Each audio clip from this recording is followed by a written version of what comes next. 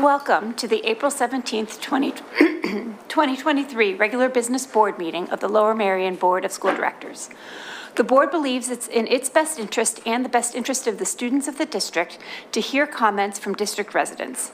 An opportunity will be given later in the meeting for public comment, both in person and through the chat feature, which will be read by Ms. Brooks. This meeting is being live streamed and video recorded with sound for public broadcast. All participants joining via the webinar will need to use the chat feature, which will be enabled during audience recognition. We're going to start this evening with a comment from the superintendent. Good evening, everyone. I wanted to start this evening acknowledging the situation that I've been communicating about at Ballackinwood Middle School.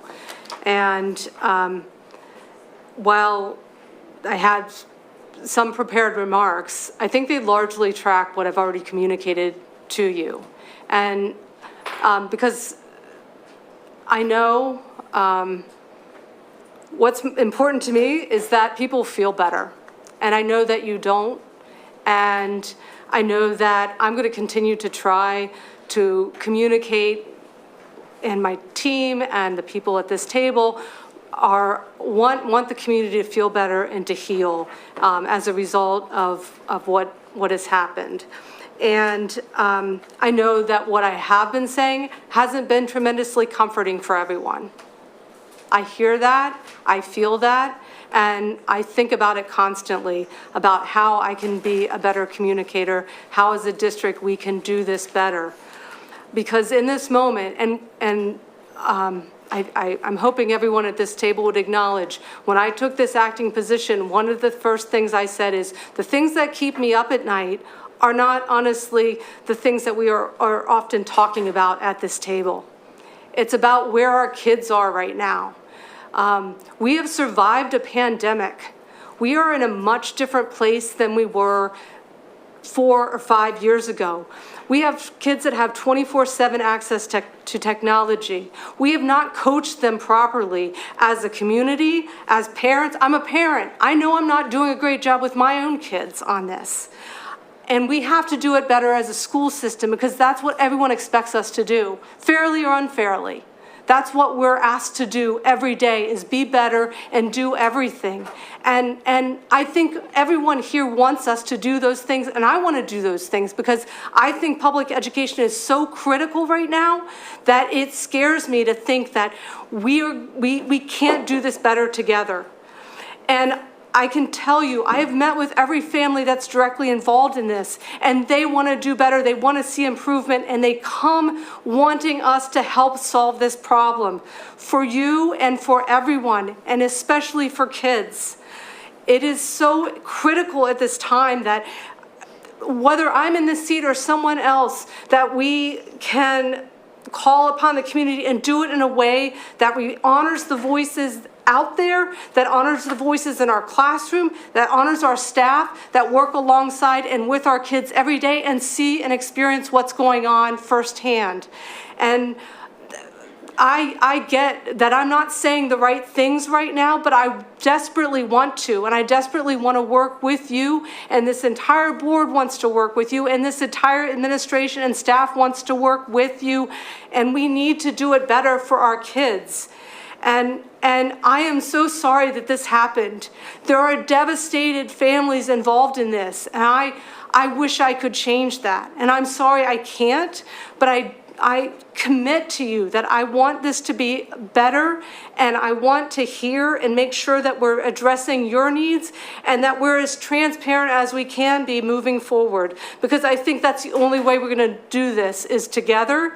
And I think there are external partners that we can work with to do this better. I think there's a lot of things that I want us to explore and move forward with, so that we try to avoid this happening again, and seek to find that grace that we need for the children that are in this moment experiencing this. And again, I could tell you everything that I've already told you, but I wanted you to hear that, because that is That is what I'm feeling, and I know that it's important that you hear that piece too. So I know we're here to listen tonight, and we're here to continue to listen to you so that we can figure out where our kids are and how to help them as best we can. Thank you, Ms. Schaefer. On the behalf of the board, I want to start by thanking Ms. Schaefer. I think that you very much spoke from your heart, and an acknowledgement or just an understanding that we as a board take the safety of our schools and our community very seriously, and understand that a piece of that, or a big piece of that, is the mental health and wellness of not only of our students, but as our community as a whole. You know, there are a lot of expectations on what the schools need to be doing and should be doing, but we are just a microcosm of a larger community. And these are conversations that we need to be having at school, but we also need to be having them in our own homes and in our communities and with our neighbors. And I think that that's a really important piece to all of this. And along with that is a dialogue, right? That we need to find ways to work together and dialogue as a community to talk about what we can share and what we can't share, and what's appropriate, and what work is being done in the schools. And in addition to that, you know, what additional work can we be doing in the schools, right? And I think that that's is such an important job of why we're here and what we're trying to do. Thank you. And I just want to echo the sentiments and appreciation for you, Ms. Schaefer, from sharing from your heart around these issues. And also just drive home and reiterate in some of the areas, whether it be around the ad hoc committee on anti-racism, or the work that we've done around just with curriculum and the MTSS, and really looking at the social and emotional well-being of our students, and recognizing that all of those issues are issues that we must embrace as a community. And so not only creating space within the school district to make sure that the environment is supportive of our children, but also that we as parents, as members of this broader community, are also making sure that we're doing our part, right, to really embed these values in our children, and making sure that they are protected at all times. And so I just want to thank you for sharing your feelings and your thoughts, but then also resonating and also echoing you, Lucy, in terms of making sure that we're embracing this as a larger school community and broader community. Thank you, Mr. Mooring. I noticed that we have some students here, and we've been trying to offer up, if students want to speak, do their audience recognition prior to the presentation, because I know we have a presentation around transportation that I'm actually looking forward to, because I find it I do actually find this presentation quite interesting. But I wanted to offer if there were any students that wanted to speak now to provide that opportunity. Ms. LaPera?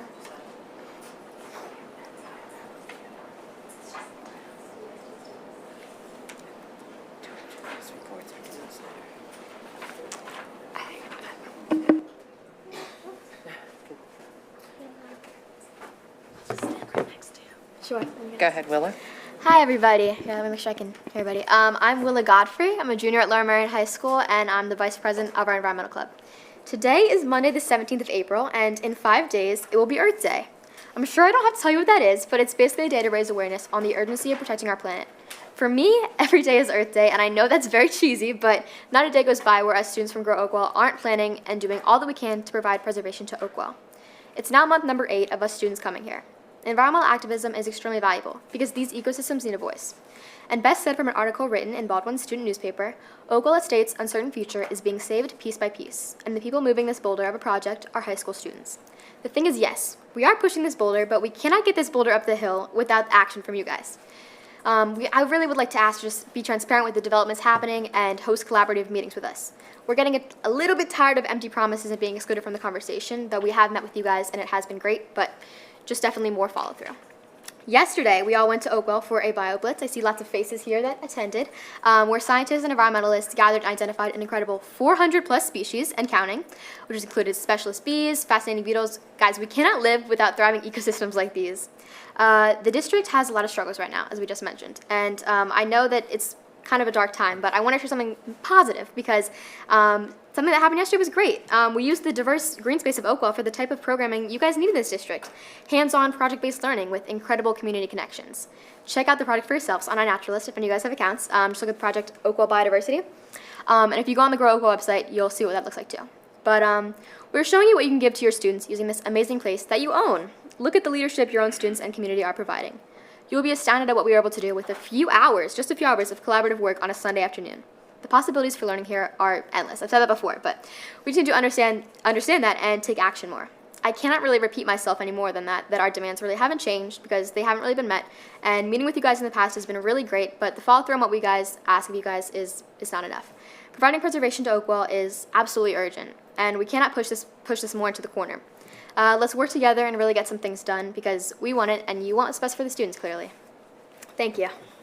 Thank you, Willa.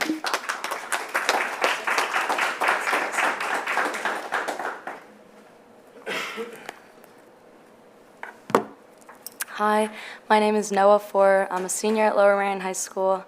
Let's see what else. I'm 17 years old. I'm the president of the environmental club at LM, and I live in Marion Station. So this is kind of a little bit of a somber, sweet moment for me because I do graduate in like a month, kind of. But so yesterday I worked pretty much all day, and I did miss most of the bio blitz, but when I ran over to Oakwell, I was there for the last little bit of a picnic that we held. And as I was running past Dr. Bennett's house into the beautiful field full of trees and blossoming flowers that hopefully will not be turned into fields, I saw all my friends, all my peers, and even my siblings sitting down on the grass, looking out into the nature, into the fields, into the trees, and they were sitting together, making flower necklaces, and I just thought I'd share that with you guys because I think it was a really wholesome moment for me, and it really painted a picture of what we could have. I mean, these were all students that go to Lower Marion High School, and then there was Greta, who goes to Marion Elementary, and it was really cute to see her too.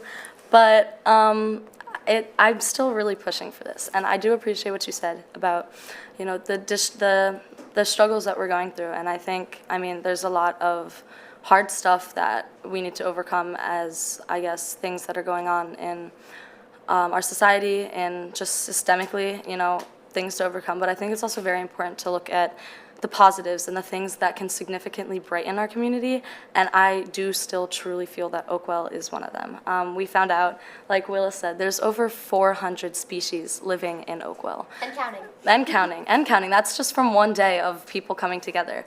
Last Friday was a Honk for Oakwell protest that was a little different than the average. Due to, you know, kind of what we've been doing, we've been heard all the way at Villanova, and a bus full of Villanova students were inspired and wanted to join us in the movement. I mean, we're talking college students, and I thought that was really important. Now, a little background of what I've been doing the past month. This week is Earth Week in the Environmental Club, and we're very ecstatic, but I'm also starting to get started on my senior project. And my dream kind of for that was to sit around a table with you guys and implement the Acorns proposal. But unfortunately, I feel like there's been a little bit of a lack of communication between us, and I wasn't sure how feasible that was. So I'm making a documentary, which I'm still very excited to put together, and I'd love for you guys to see it.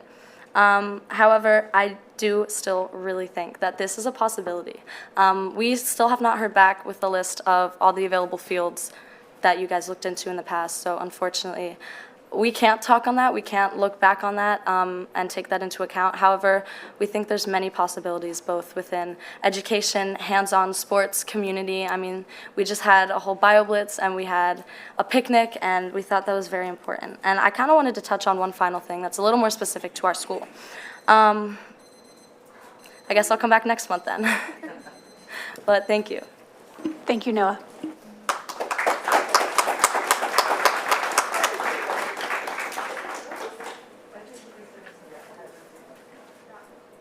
I just want to do a quick response to your request about the fields that we've looked at. We did present that as part of a larger presentation we did a few weeks ago. It's been maybe a month now, but I'll make sure we get that to you. Okay?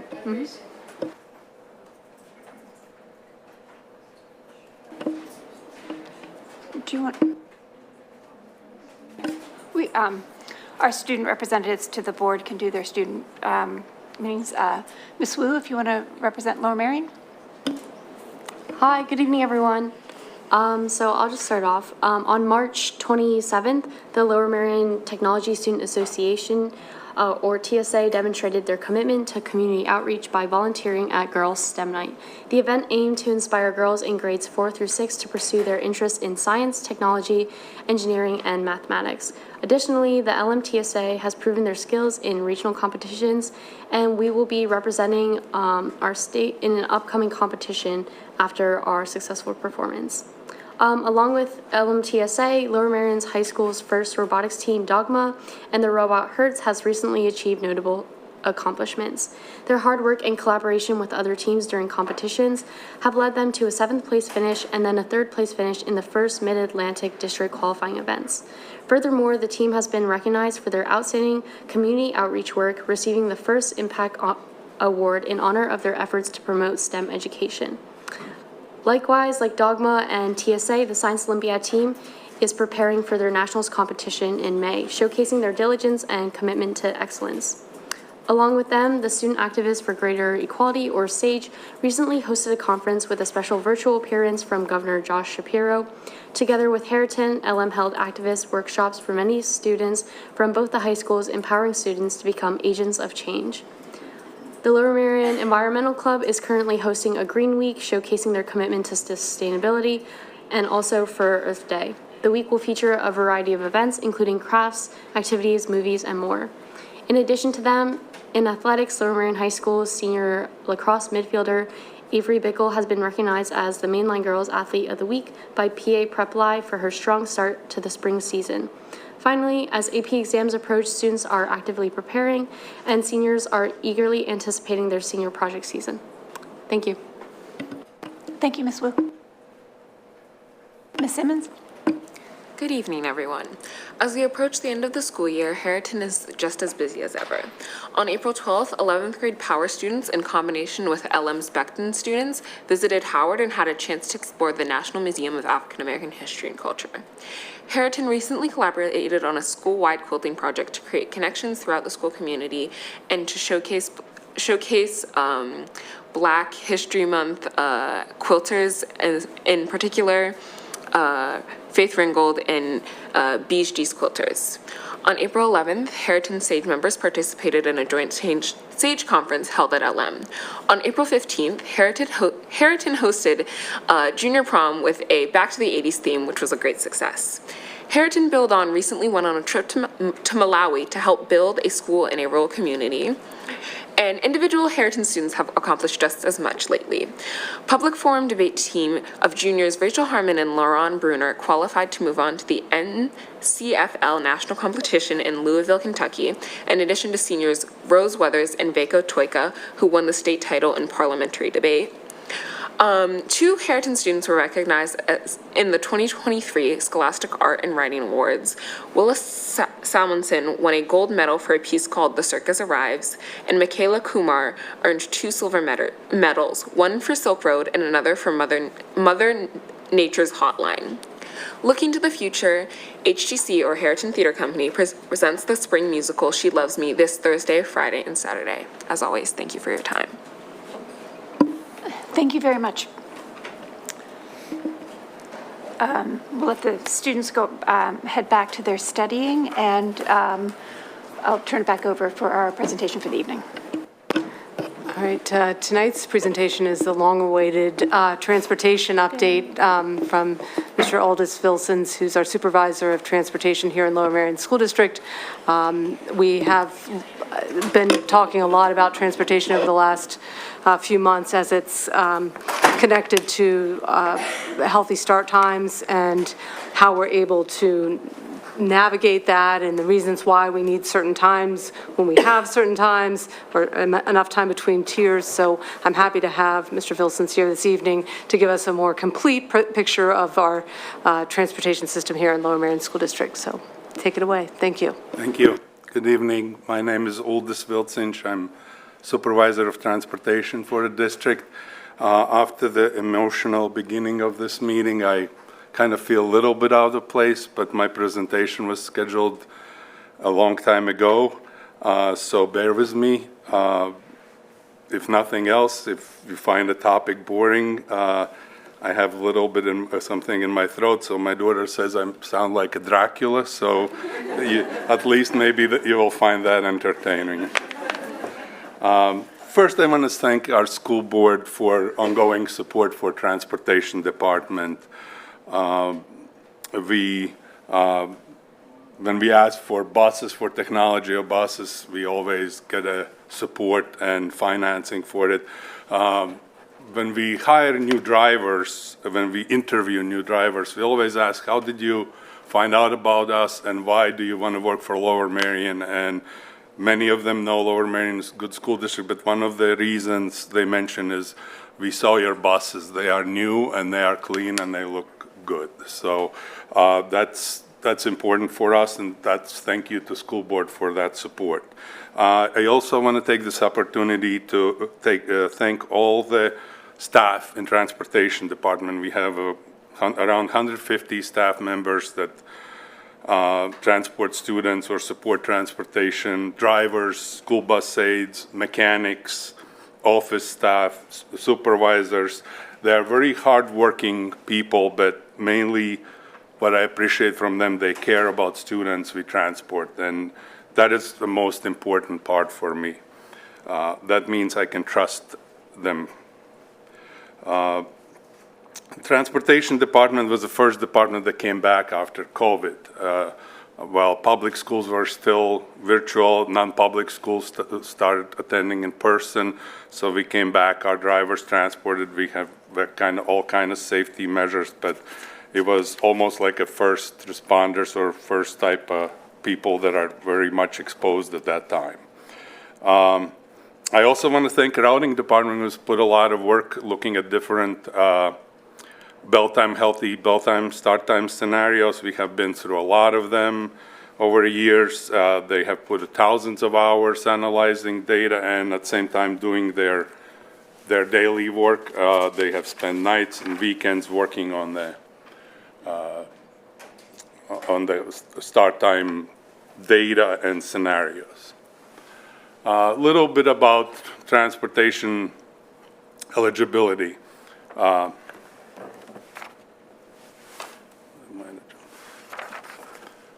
Pennsylvania does not require school districts to provide transportation services for regular education students.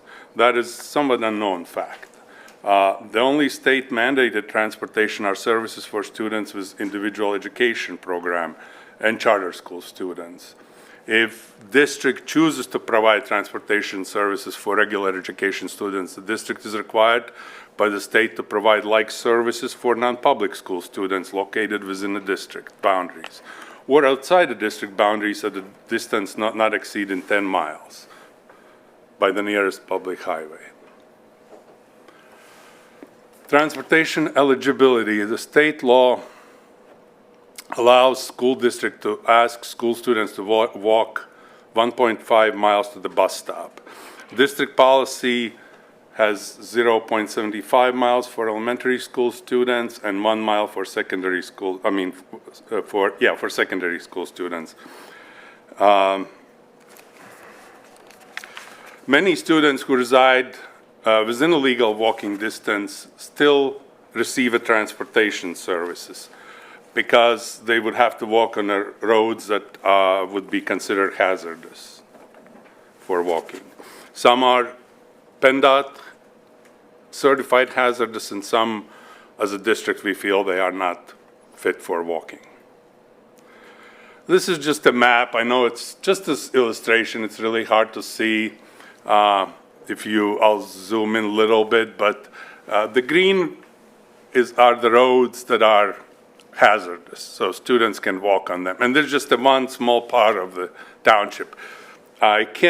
I have to zoom that much in to have colors, because if I zoom out, the colors disappear. The red are the blocked roads where we can't send a bus.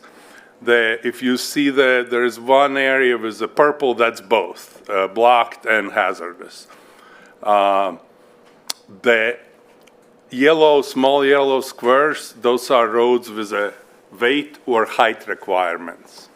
So certain buses, we have different weights for buses, or certain bridges, certain roads have low bridges that we can go overpasses that we can go under. Transportation eligibility.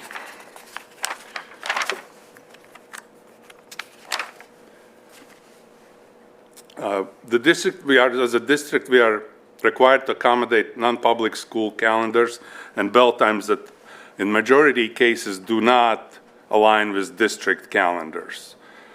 So as a result, we're managing about 130 plus calendars for different schools and early dismissals for same amount of schools. Every non-public school is eligible for same amount of early dismissals as we provide to public school students. Families that share 50-50 custody are eligible or entitled to transportation to both parent residences. If both parents reside in a district, and currently we have 372 split custody families and 183 families utilize this service. These students basically have seats on 2 buses. They have ability to go to one parent's house or another parent's house. For high schoolers, they can just choose themselves which bus they're gonna take every day. Elementary, we have to manage calendars when they go to each parent's house. The drivers check the calendars or a school staff assist us. For middle school, it's a mix depending on an age and requirement. It's either calendar or student can independently decide. State and federal regulations allow school students to be transported 3 per school bus seat. Again, district policy is different different. We allow 3 per elementary school bus, but for middle school and high school bus, we allow 2 students per seat. So on a 72 passenger bus, we could only seat 48 students. That would be every seat taken. Currently, we transport about 8,730 students every day to school and back, 7,728 public school students and 1,002 non-public school students. Current public school enrollment is 8,535. Again, these numbers change daily, so they may be different next time you look at them. In our database, we have 2,576 non-public school students that are technically eligible for transportation if they decide to request it. There is a form on website, Act 372 form that they complete to request the transportation. Our operational area includes 5 county metropolitan areas, so currently we go to 141 schools. Again, this number changes. There are some schools with just 1 or 2 students. 42 schools are located in the district and 99 schools are located outside of district. 11 public schools, 87 non-public schools, 42 special needs schools, and 1 charter school. For the illustration, I mentioned that non-public school students can go 10 miles outside of district boundaries. The light blue area, that's 10 miles outside of a district boundaries. That's how far we go out of district. And outside, you can still see some schools. Those are specialized schools that we also transport to, so we go pretty far out in some instances. Public school ridership since 13-14, as you can see, when the COVID, it dropped, but it's coming back up. Our fleet consists of 135 buses, 37 diesel, 72 passenger buses, 59 compressed natural gas buses. That's our pride of our fleet. District has had it for many years, more than 20 years, one of the first districts in the country that have a CNG fleet. CNG buses, fuel is renewable. They are very clean, and we have been recognized by many organizations for our CNG fleet and for environmental standpoint. We have 9 wheelchair lift buses, 28 30-passenger buses, and 2 20-passenger buses. On this slide, I often are asked why we do not use 9-passenger vehicles. We do, but they mostly are contracted vehicles. There is limitations. School vehicle is 9 passengers plus driver. So the school vehicle could transport maximum 9 students. But as you can see, the school vehicle doesn't have the red amber lights. It doesn't have a stop arm. So it can't legally control traffic. So it can't stop, and by law, you have to stop it. If you just stop and turn on the hazards on a 9-passenger vehicle, people will go around you. People may not even notice you. And so it wouldn't be a good vehicle to pick up students on busy roads, especially Montgomery Avenue or large number of roads in a Lower Merion School District. The way the school bus works, we have a school bus stop at a corner. The school bus comes to the corner, activates red lights, stops all the traffic. There's 9, 7, 10, sometimes 16 students from area that all come to that one location, and they board a bus. If we would have to pick up 9 students in that area, we would have to go to each student's house, and we would have the ability to go either in cul-de-sac or in their get off the road or pull off the road before we could board or disembark students. And that's very difficult. So it's used mostly for special needs and for smaller 1 or 2 student transportation situations. And currently we contract these vehicles out. We have 151 vehicles that provide daily home-to-school transportation. 103 routes are district buses, and the rest of them are contracted, those smaller vehicles that I referred to. It's vans, minivans, sedans.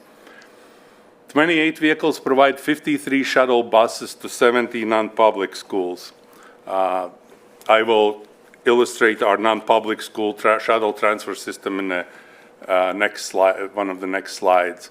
17 vehicles provide 22 shuttle routes to ride at school. That's a ride at school students, kindergartners at AM or PM. We take them in morning on buses with elementary kids. AM kindergartners going to school.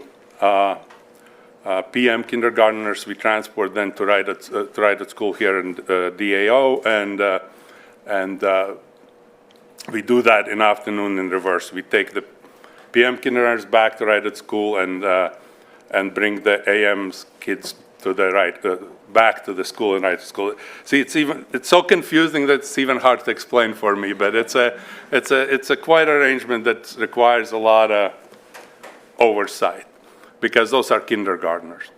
One vehicle provides 3 routes between non-public and public schools for special services. Those are students that may be attending non-public school but qualify for certain services in a public school that they can't access in non-public school. 7 vehicles provide routes between public schools for different programs. We have students that are advanced in math, and we take them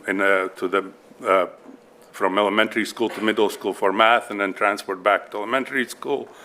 And we have different other programs like that. 23 vehicles provide 37 midday routes daily. 10 vehicles provide, the 37 midday runs are mostly kindergarten routes because we have AM, PM kindergartners. We take AM kindergartners home, bus turns around, picks up PM kindergartners, takes them in the school. 10 vehicles provide 33 routes to 11 community work program sites daily. Those are students that learn life skills, and we take them to hospitals, grocery stores, and they work with a job coach to master the work. 6 vehicles provide 7 routes to 2 technical high school program sites. I will touch on that on the next slide. 6 vehicles service 6 elementary after-school routes for programs and clubs daily. When the elementary bus at the end of the day finishes their run, it comes back to the school and then picks up students that stayed later for a reading or math program and then take them home. We provide 20 late buses. Very few districts anymore provide late buses. We provide 20 of them, and we run 2 times, 20 buses, and they run at 4:30 and 5:40 p.m.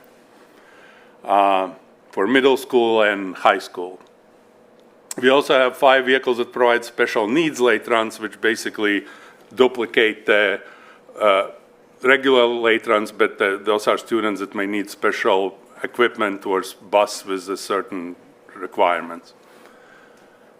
We do over 1,000 field trips and sports activity trips a year, well over 1,000, many requiring multiple buses. Special routes home for Black Rock middle school students participating in sports in Penman attendance area. We don't take them back to the Gladwin, we take them home because they are already in their home area. Central Mankato Technical High School, CMTHS.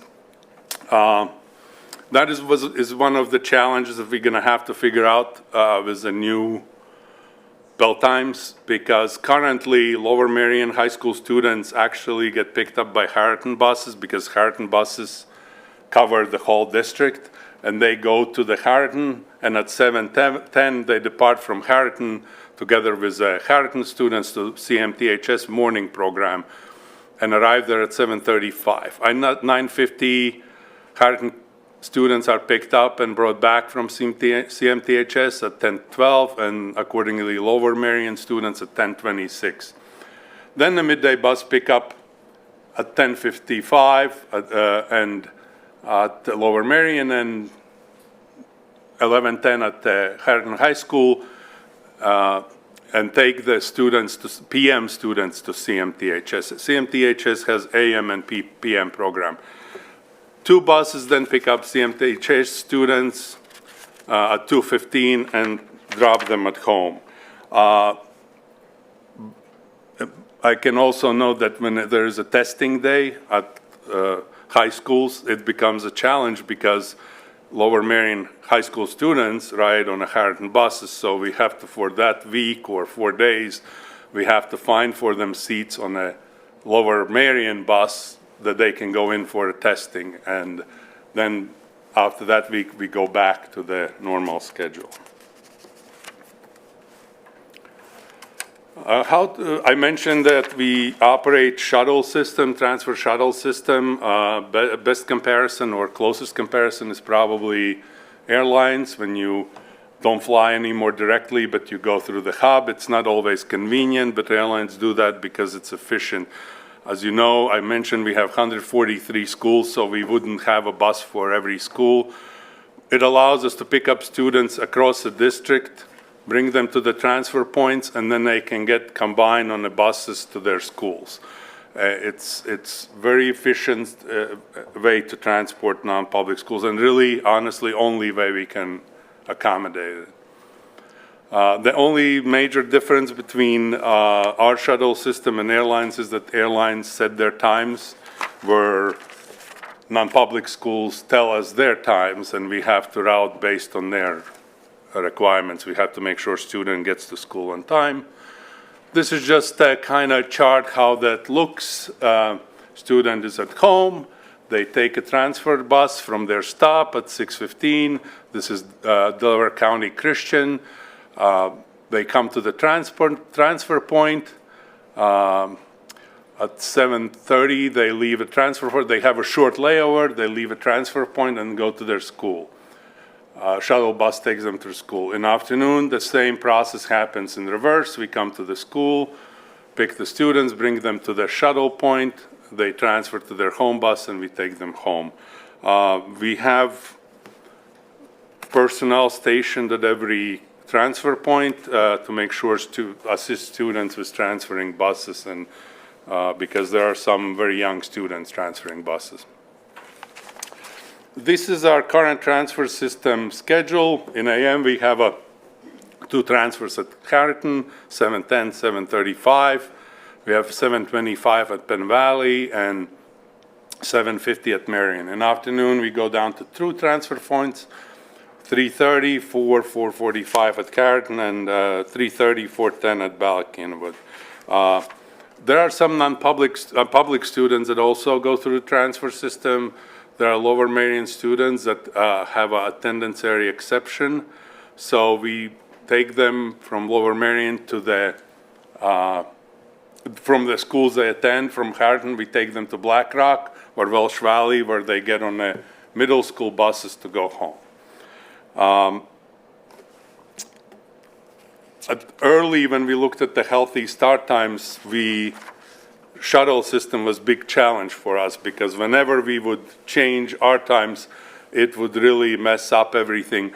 Over last couple of years, we have been trying to separate the non-public students rode in with Carrollton students to the shuttle. We kind of separated it out, redesigned our system a little bit, that if we change our times, that it doesn't impact, doesn't throw out all the shuttle system.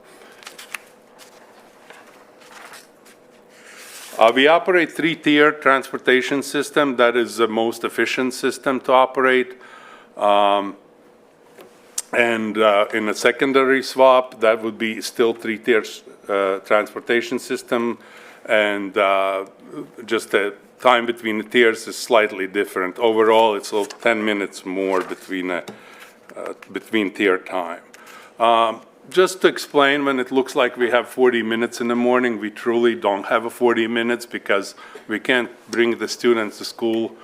High school students can be at school 7:30 if their class bell rings at 7:30. We have to get them there at least 10 minutes before the school start time, so they can walk to the classrooms, they can get a breakfast. Same as middle school and same as elementary school. The same we're gonna have to do with the secondary swap. We still have to get there 10 minutes before, so it's really effectively 30 minutes of actual driving students. In the afternoon, currently, high schools go first.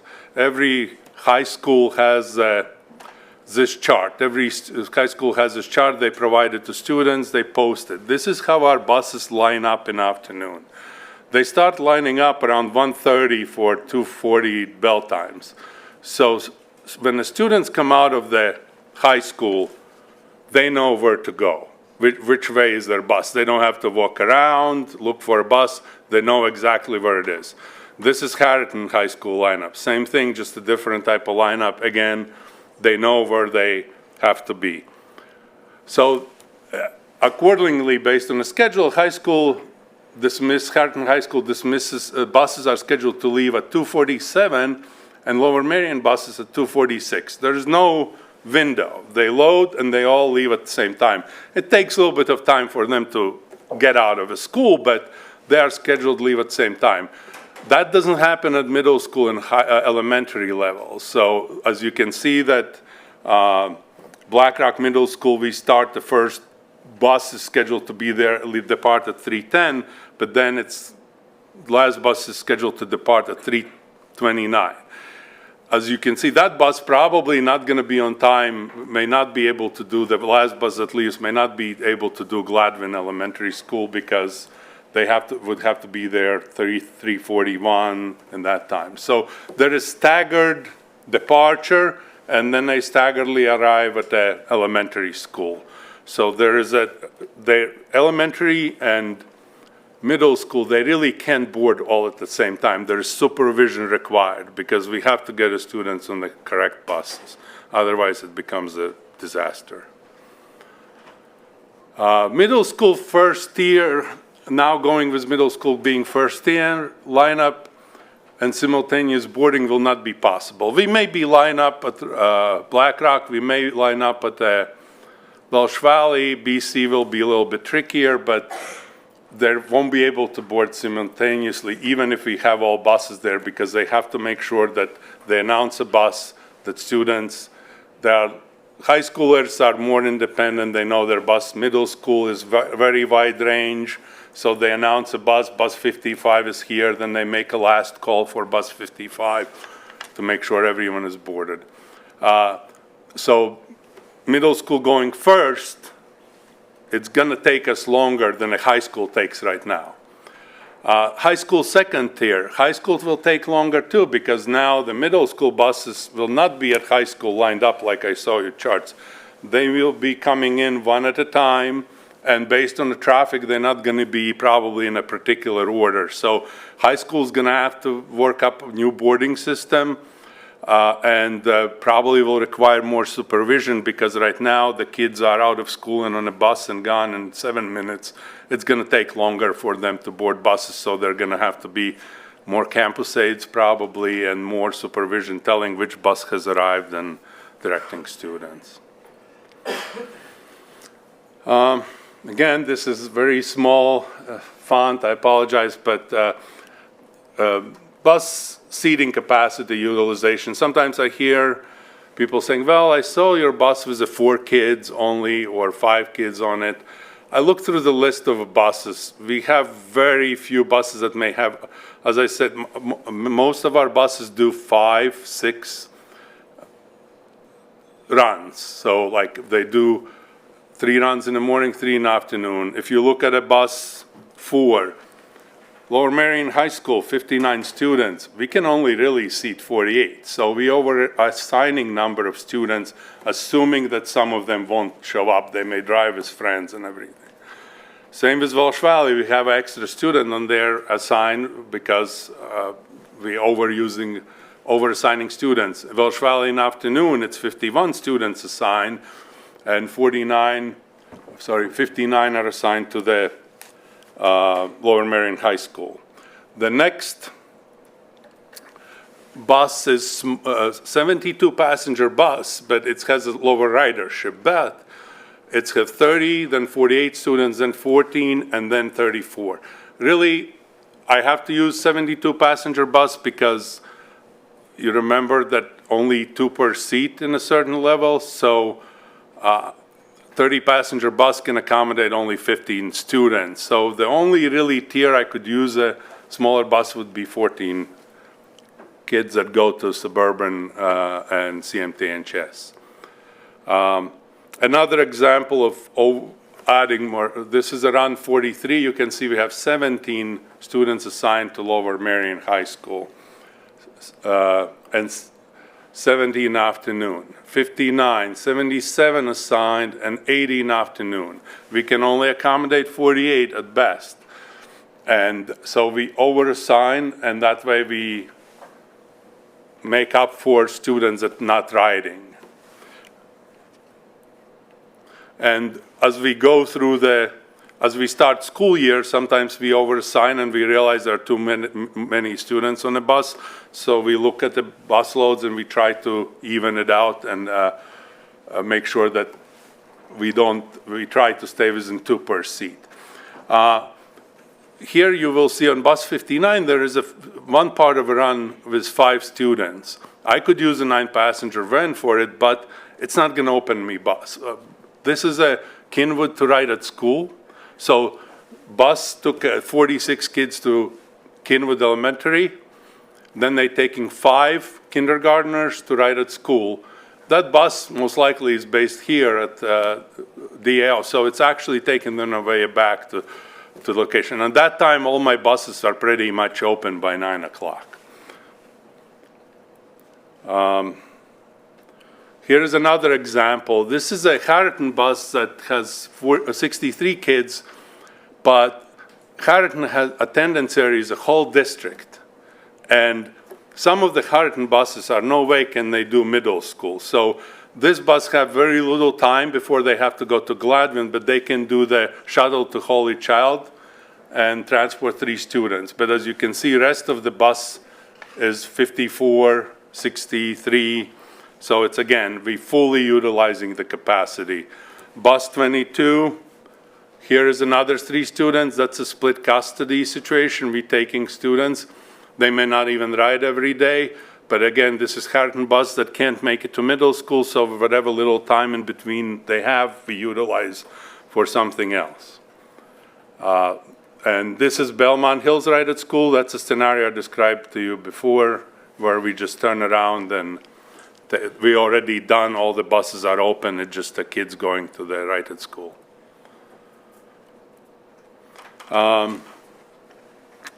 As you probably heard, we experiencing driver shortage, not just we, that's a nationwide driver shortage.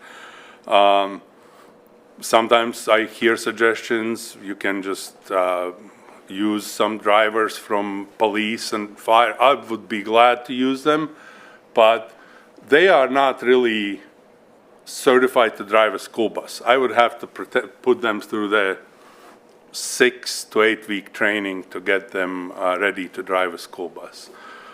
First, they would have to go through physical examination. Then they will have to go through the pre-employment annual and random drag testing.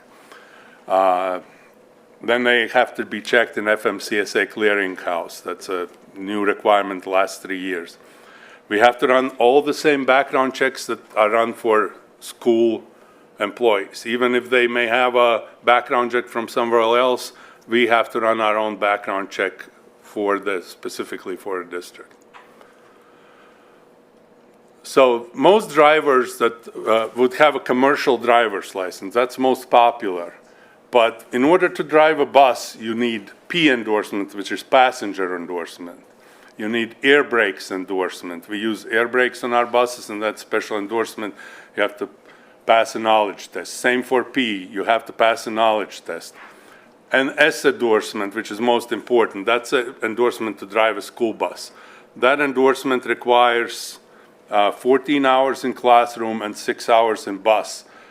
As a district, we do 100+ hours with those drivers when they're new drivers before we put them to drive your kids.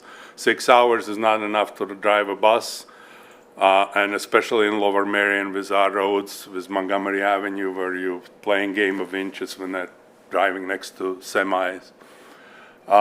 So all these, we have SEPTA drivers, and then they are wonderful drivers, but when they come to us, they only have a passenger endorsement.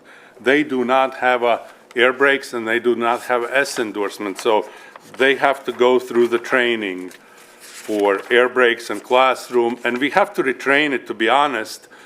They are great drivers, but SEPTA's approach is different. They want them to stay out of trouble. They want to stay there and drive. And if there is issue, call 911 or call the dispatch. Where our drivers, we ask, you have to learn students' names. You have to know your students. You have to know, you have to build a relationship with them, because that's going to help you with having good discipline on the bus. It's a whole different approach, and we have to retrain SEPTA drivers that you just can't be, I'm just here to drive. That's not school bus drivers can't say that. That's not acceptable. Then they have to, after they have these endorsements and pass a knowledge test, they have to do PennDOT road test. Many drivers fail it at the first time because it's a very difficult test. And of course they try to trick you. And for example, if bus touches a curb, it's automatic failure. And it's really hard to drive a bus not touching a curb, I can assure you. Then we have to teach them township and surrounding roads to all these schools outside the township. So we don't want to put a driver out there with MapQuest map and say, well, okay, well, I'm driving at night or anything. We take our time and teach them the route. Before they pick up your children, they know the route. So when they get children, they know where they're going. They know where they're going. Not happening in a lot of contractors and districts. The new drivers wind up doing the runs with the run sheets. We always make sure that our trainers are comfortable with the driver driving students. And I have told my trainers, please make sure that you feel safe about them. And we also have spare drivers that go out of them. Experienced drivers also provide me with their opinion when they're ready. Some people need less training, some people need more training, but we want to make sure that everyone gets enough sufficient training. Then they have to recertify every 4 years. So you have to do the computer test, get your endorsement test, and then you have to go on a in-bus evaluation with a trainer. So that happens every 4 years to refresh their skills. Again, they have to take them on difficult roads and make sure, and that you can fail too, and then you have to redo it if you hit the curb or anything like that. All that gets documented and sent to PennDOT. And on top of it, it's very challenging job. It's not for everyone. You have to have a good interpersonal skills. We're not transporting cargo, we're transporting people, children. Patience is a must. They have to understand that we teach drivers different disabilities. They have to understand how students with disabilities, how to work with them, because we have students with disabilities even on the big buses, so we have to make sure the drivers are trained in that. And they also always must still concentrate on the driving. I found somewhere the T-shirt where babysitter, nurse, counselor, friend, mentor, truant officer, driver, teacher, referee. Of course, it's exaggerated, but it's close to that. It's also, students get car sick and things happen. Driver is responsible to clean it up. When they get to the school, they call custodian. That's their job. Every bus buys a state-mandated bus bodily fluid cleanup kit, and we have pretty much cleaned up every fluid in that kit.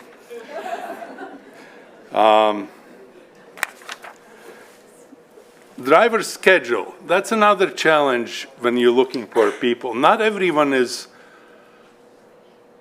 ready for a split shift work. So this is a regular, first on the left side, it's a regular driver that doesn't do any extra work late runs or midday. They just come in and do AM and PM run. They have to start at 6:30 AM.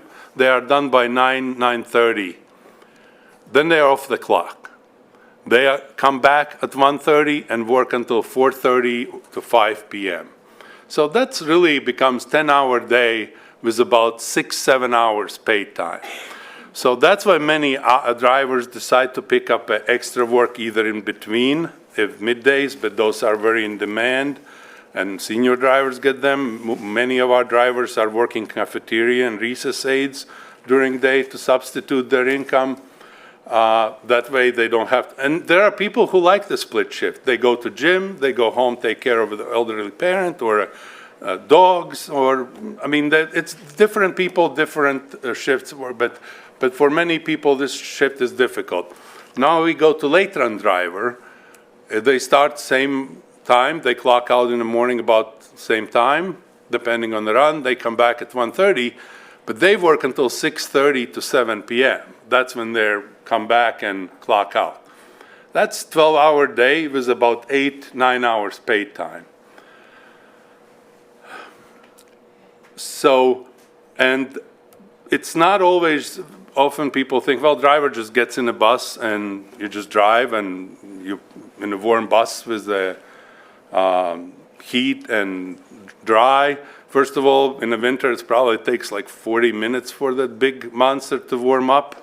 And secondly, the drivers, when they arrive every morning, depending, no matter what weather, storm, lightning, whatever, they have to do pre-trip. It's 15-minute check of the bus. They have to check every tire. They have to check every light. They have to walk around the bus. They have to check fluids on the bus. It could be raining. It could be snow. It could be very cold. It could be very hot. They have to do that pre-trip. Then afterwards, they have to get off the bus and do the post-trip, which is a little bit quicker, but still they have to make sure that when they drove, there's nothing on the bus. And when they come back at 1:30, they have to do it all over again because bus has been parked. They have to check engine oil, fluids, everything, lights, and then go on the road. And at the end of the day, they do another post-trip. Student discipline, I just wanted to mention this because when I read national newspapers about drivers' retention and industry publications, student discipline is mentioned as one of the issues for drivers' retention. It's really difficult. It's seems to be getting harder and harder with the discipline situations on the buses. And I also always want to remind, because this is what driver sees. That's how they see the students. They sit with their back to them and they drive and they look at the road. We're busy roads. The student safety is the first. So sometimes parents say, well, how did the driver didn't see that my kid's backpack was moved to another seat? Well, they most of the time they drive, they check. It's a student mirror, they have to check it. But also, there could be elementary kids on that bus. You're not going to see them because seat height is higher than elementary kids. Maybe some of you may see top of their heads. Same as middle school, you just see top of the students' heads. So it's very difficult for driver to drive. It's very difficult township to drive. We have situations where the kids roll out with a bike right on the front of a bus and driver has to stop immediately. So it's a pretty difficult job to manage students. And there could be 70 elementary kids on that bus and the driver's alone. We have times when things are thrown at drivers, which is very dangerous. And we also, I want to mention, our drivers always are sticklers for asking students to sit in their seats. Some parents get upset because they feel that we not limiting the students, why they can't stand up if they want it. It's a safety issue. School buses don't have seat belts. They are compartmentalized. The seat in front of a student is a padded seat. So it's safe if they sit in the seat. If they stand or they are in the aisle, they're going to fly across the bus if there is braking or, God forbid, accident. So drivers are very strict about saying for students to sit in their seats, and sometimes it's upset students and parents, but that's what we have to do. With the healthy start times, this is just a kind of list of all the issues that we're going to have to find the resolutions when we implement the new start times. They are all solvable situations. Having another year will give us a little bit more time to figure out the solutions or find the solutions for all these. This is basically a list. I'm not going to go over every item, but after school programs, late runs, they're going to go later. So drivers, they getting longer again. After school programs, we'll have to figure out how to transport split custody. Shuttle system I mentioned for Lower Merion kids that attend Harrington, that falls apart because now middle school goes first, so that's going to have to be reconfigured. So there's a lot of things that we're going to have to work with schools on the boarding buses and everything, but that's all we can find a solution for pretty much all of it. Okay, I'm done with my presentation, so if there are any questions.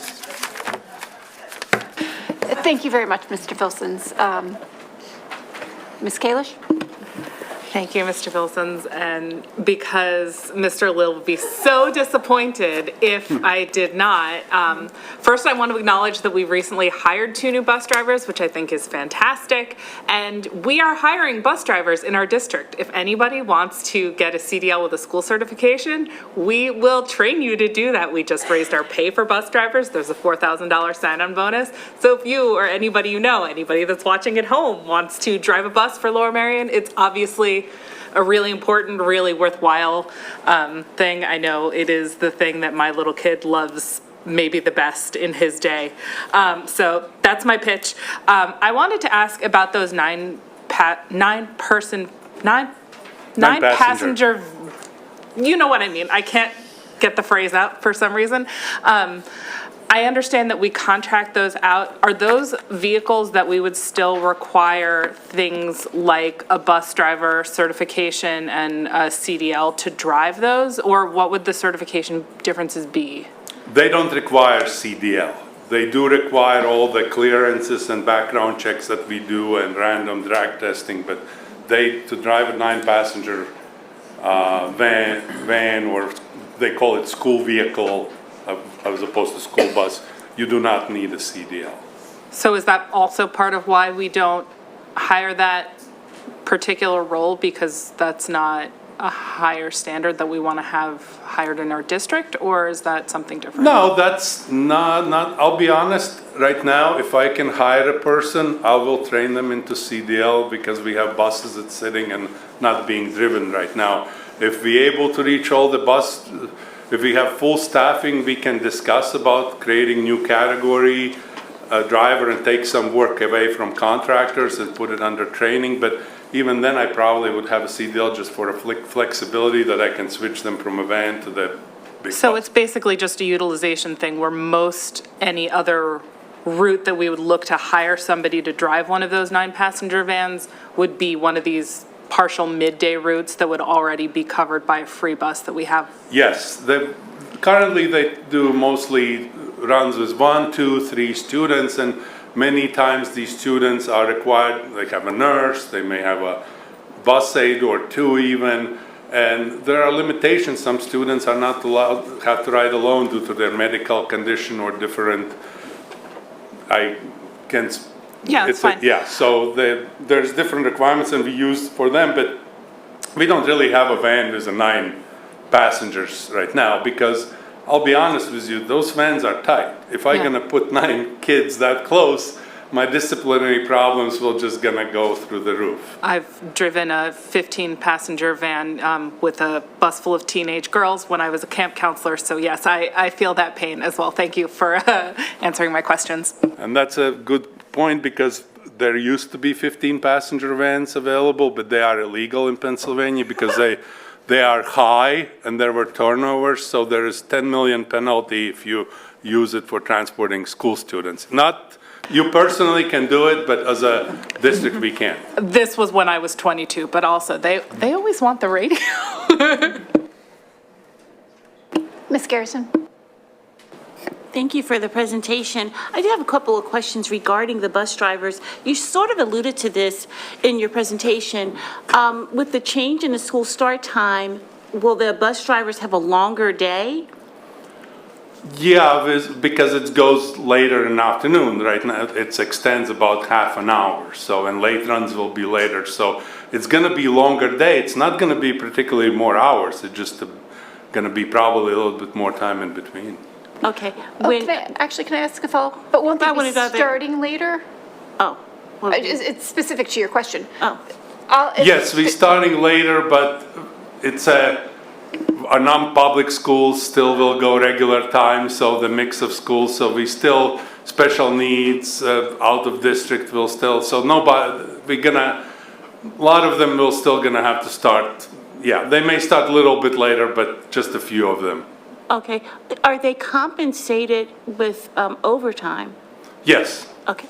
Yes, every time they work over 40 hours they are. Our drivers are very well compensated and it's not a piece work they get, if they get stuck even in the traffic. So what's the annual salary? It's hourly rate. Oh, it's hourly. Hourly rate, it's 25 to 30, starting is $25 and $30 is top rate. Thank you. I'm going to ask the question that I expected you to ask, Ms. Garrison. Mr. Wilsons, you mentioned that some of our drivers will work as cafeteria aides and recess aides in between. I'm curious if, off the top of your head, and that's not a fair question, if you know what % of them do that? And then also, is there a process in place that if a driver wanted to do that maybe they get a step up in hiring for those positions, or if there's a process that sort of makes it easier for them to apply to those positions? They don't really have to apply. We actually, we not only department that struggles with staffing, so there is more work than we can provide drivers. Because like I said, not everyone, there are drivers who have midday commitments, so they're not gonna work. But everyone who wants to work, and we even have some that go daily, the ones that don't have any other extra work, and then our drivers who can choose, today I can go, tomorrow I can go. We're doing everything to accommodate them and make a fuller day out of it. And just to add that could change a bit when we move to full-day kindergarten, because we won't have those midday runs that currently have. Do we cover their clearances? Do we pay for them, or do they have to pay for them themselves? School, no, we don't pay for clearances. Everyone in district, I believe, pays for their own clearances. Oh, well, if we provided that, we might be able to attract more people. I'm not against it, but again, that's outside of my... Mr. Lee? Thank you. Could you go to slide 19? Okay. Thanks. So some of the questions that people have are the extension of the gap between tiers, especially at the end of the day. So that's actually not my question. I have a sort of a nuance to that. But if you could talk to why that is, but more specifically, could we go to slide 23? Yep. Okay, so the nominal end of day for elementary school is 3:35. The proposal that's out right now ends that at 4:05. But if I'm looking at the scheduled departure time, the actual window of time is much, it's bigger. So if you look at, Penn Valley goes from 3:38 to 4:05 currently. So even though the nominal dismissal time is 3:35, the kids actually aren't getting on buses, some of them, until 4:05.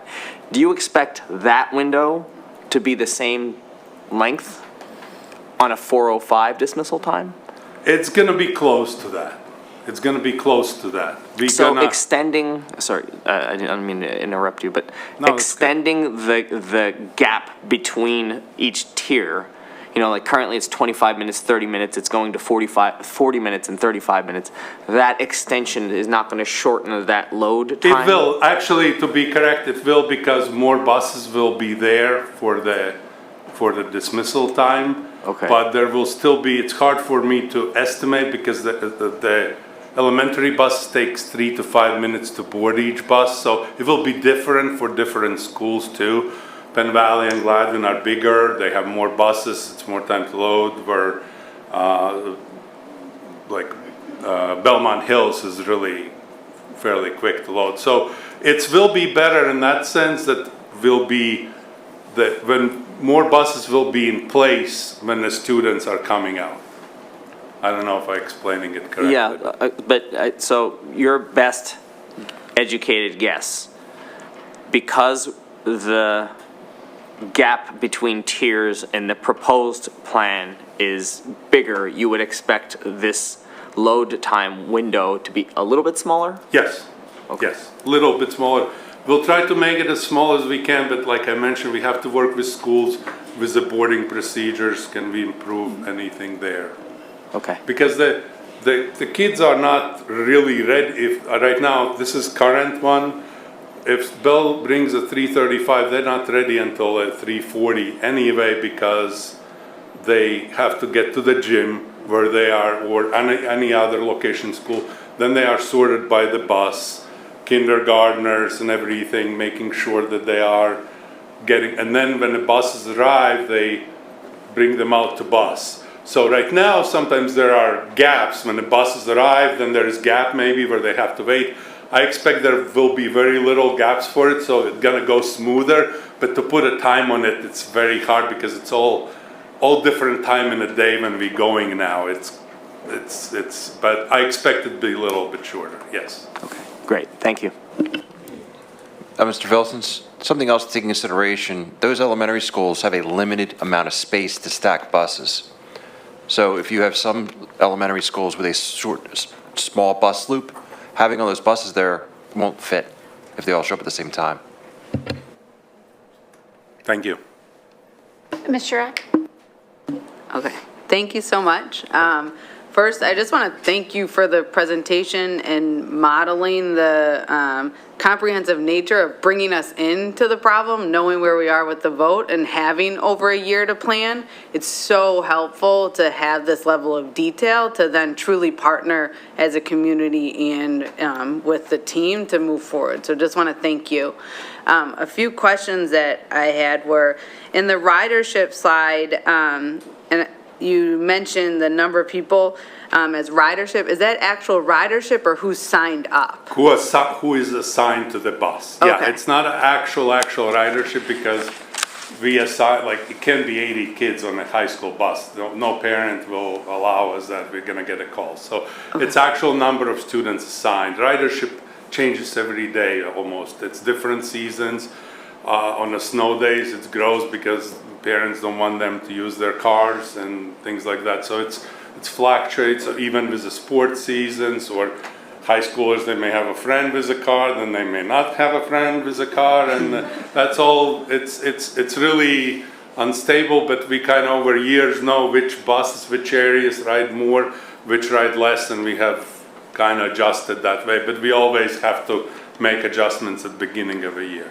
And I guess along those lines, I'm wondering if there are specific, and this might be too farther down the field, but if there are specific data points, even some that you have presented tonight, that you're hoping to gather information around that could help inform some additional solutions to the past. So like with ridership and the variability, are there ways in which you're thinking of starting to gather data points on that now with enough time to then bake those into the solution?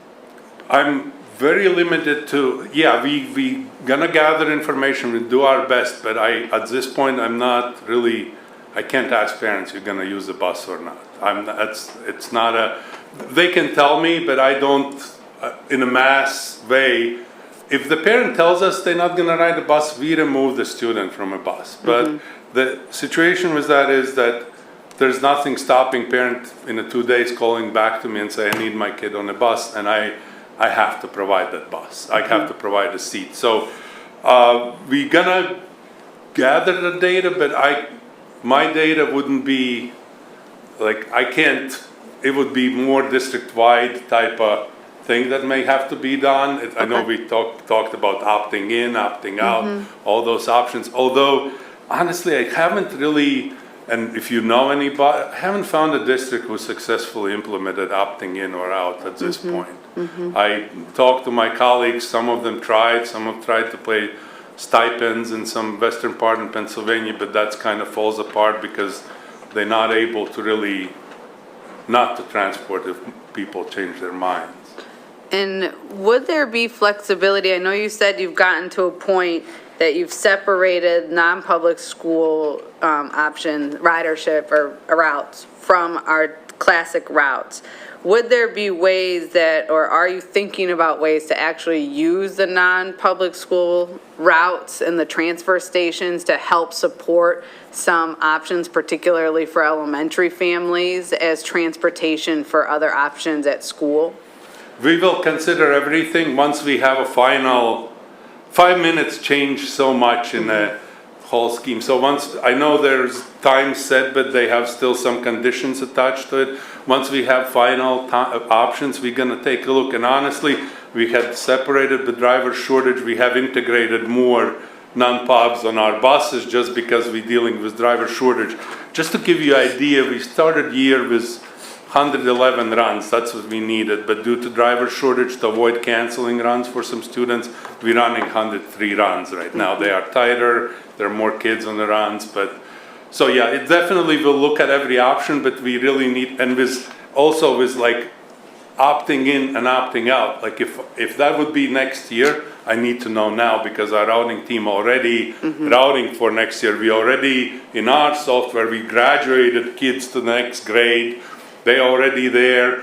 We building runs. We adding kids as they come in registration. I mean, they're gonna start coming in more closer to summer, but we already building runs. So if I find out in August that somebody, or July, or even June, that somebody not gonna ride, I already have that run. I can't do anything. And in September, I can't do major changes because it changes everyone's times. We already do a lot of changes September. Anything major changes family times, and we try to give them somewhat stability visit times as much as possible. Again, I just want to underscore and thank you, Ian, for your leadership and being willing to have the conversation, because you do such a great job, and us being able to like ask all of these questions, and your partnership really matters in us solving this complex problem. So thank you. Thank you, and I want to say thank you to you, to the board and administration, and to public. I get a lot of questions from public. I appreciate that you're trying to understand when you're making decisions, because I know there are some districts where decisions are made without listening to transportation, and that means a lot. I appreciate that you, I'm sure over the last few years you have learned more about transportation than you ever wanted to learn, but I appreciate that. I appreciate that you're trying to understand before making major decisions, and trusting me to some extent that we do have efficient system and that we need certain parameters to operate successfully. Ms. Schaffmeister? Adding to that, yeah, I want to make sure that you and your team has the support that you need for such the important, complicated process that you're handling that affects just almost every child in this school district, whether they go here or not. And and right now, what I'm looking at as we're thinking about from our facilities and purchasing meeting on Friday, and we are asking the board tonight to approve the with TransFinder to help input some of the routes for next year in this new system that you're migrating. And I have to admit, I was on YouTube all weekend watching webinars and stuff about TransFinder, and learned a lot about the system. And now I want to ensure that we are doing everything we can to support you in doing it, because this is a powerful AI-built system that is going to be able to do a lot more than I even thought about. So looking at each child as a record, you're able to put as many user finder variables in as you can that you can define, codes in based on stop times so each student has that variable, and I know they do talk about they're looking for the knowledge, the local knowledge, which to me says code for we need it, you put this stuff in yourself. But I want to ensure that we're using it to the full capacity that we have to help to assist you, so you're not having to do as much of the hard lift every day. And I'm wondering, where are you at in this migration over to the new Route Finder system? And can we assist you any more with a support for getting all the right variables and using the best practices to get the best, to do it correctly, so that we have a really good system when we come out on the other side? I appreciate that, and like I said, I really appreciate you learning so much about TransFinder. Maybe I can get you sometimes come out and do some routes for us. But tomorrow, too soon? But I really appreciate. I definitely will ask board if I need anything at this point. We're relatively in the beginning of the process. We're transferring routes in, we're adjusting maps. Board already approved a significant amount of training that comes with the system. So there may be down the road where we may want to ask you for something, but right now, that's what we need. We need a little bit of help to input the routes that we can start really working in the system more. And we're going to have there were questions in the facilities, we're going to have all the routes in TransFinder, and our plan is to start next year in a TransFinder. Our summer run still will be in our old software, but that's September we're planning to start with a TransFinder. And it's more even than that, codes for a stop. I mean, honestly, our routing team is very detail-oriented. And I want to caution you, their AI is, I'm sure, good. There is a lot of things there, but it's still the advertisement. And it's not everything is, after the facilities meeting, there was asked about the policies, that they can recommend policies. I reached out to the person that I'm working, and I said, hey, what can you, give me examples what you can implement. Well, he said, well, 2-tier system, we have suggested 3-tier system for that, because a lot of districts run 2-tier system and it's not efficient. You can save a lot of buses if you go to 3-tier system. Then a couple other things, but I said, can you give me any names on the districts of Pennsylvania that have implemented any of your recommendations. At this point, he hasn't responded. So it's good software. We searched it. Our neighboring districts use it, but it's a little bit of an advertising type of thing. And there are also the level of complexity we're doing is amazingly more than many districts, with the late runs, with CMTHS, with the shuttle. It's not every district does. When we started working with them, they told me, I asked them about calendars because we manage calendars, as I mentioned. They said, why do you need 130 different calendars? I said, because we have non-pubs. Don't your non-pubs follow district calendars? I said, no. See, in New York State, they do follow district calendars. Non-pubs in Pennsylvania are very, very specific, special. Many districts, like many other states, don't have it. And there is a lot, like state report in Pennsylvania is different. So they actually, often their trainer had to go back to their experts and come back to our routing team with answers. And they, like I said, we're going to take a full advantage. We have a lot of plans down the road. Because this, once we implement, but we have to take a step at a time. Once we implement, we're gonna have a lot of plans. I don't want to scare Vic because they cost money, but.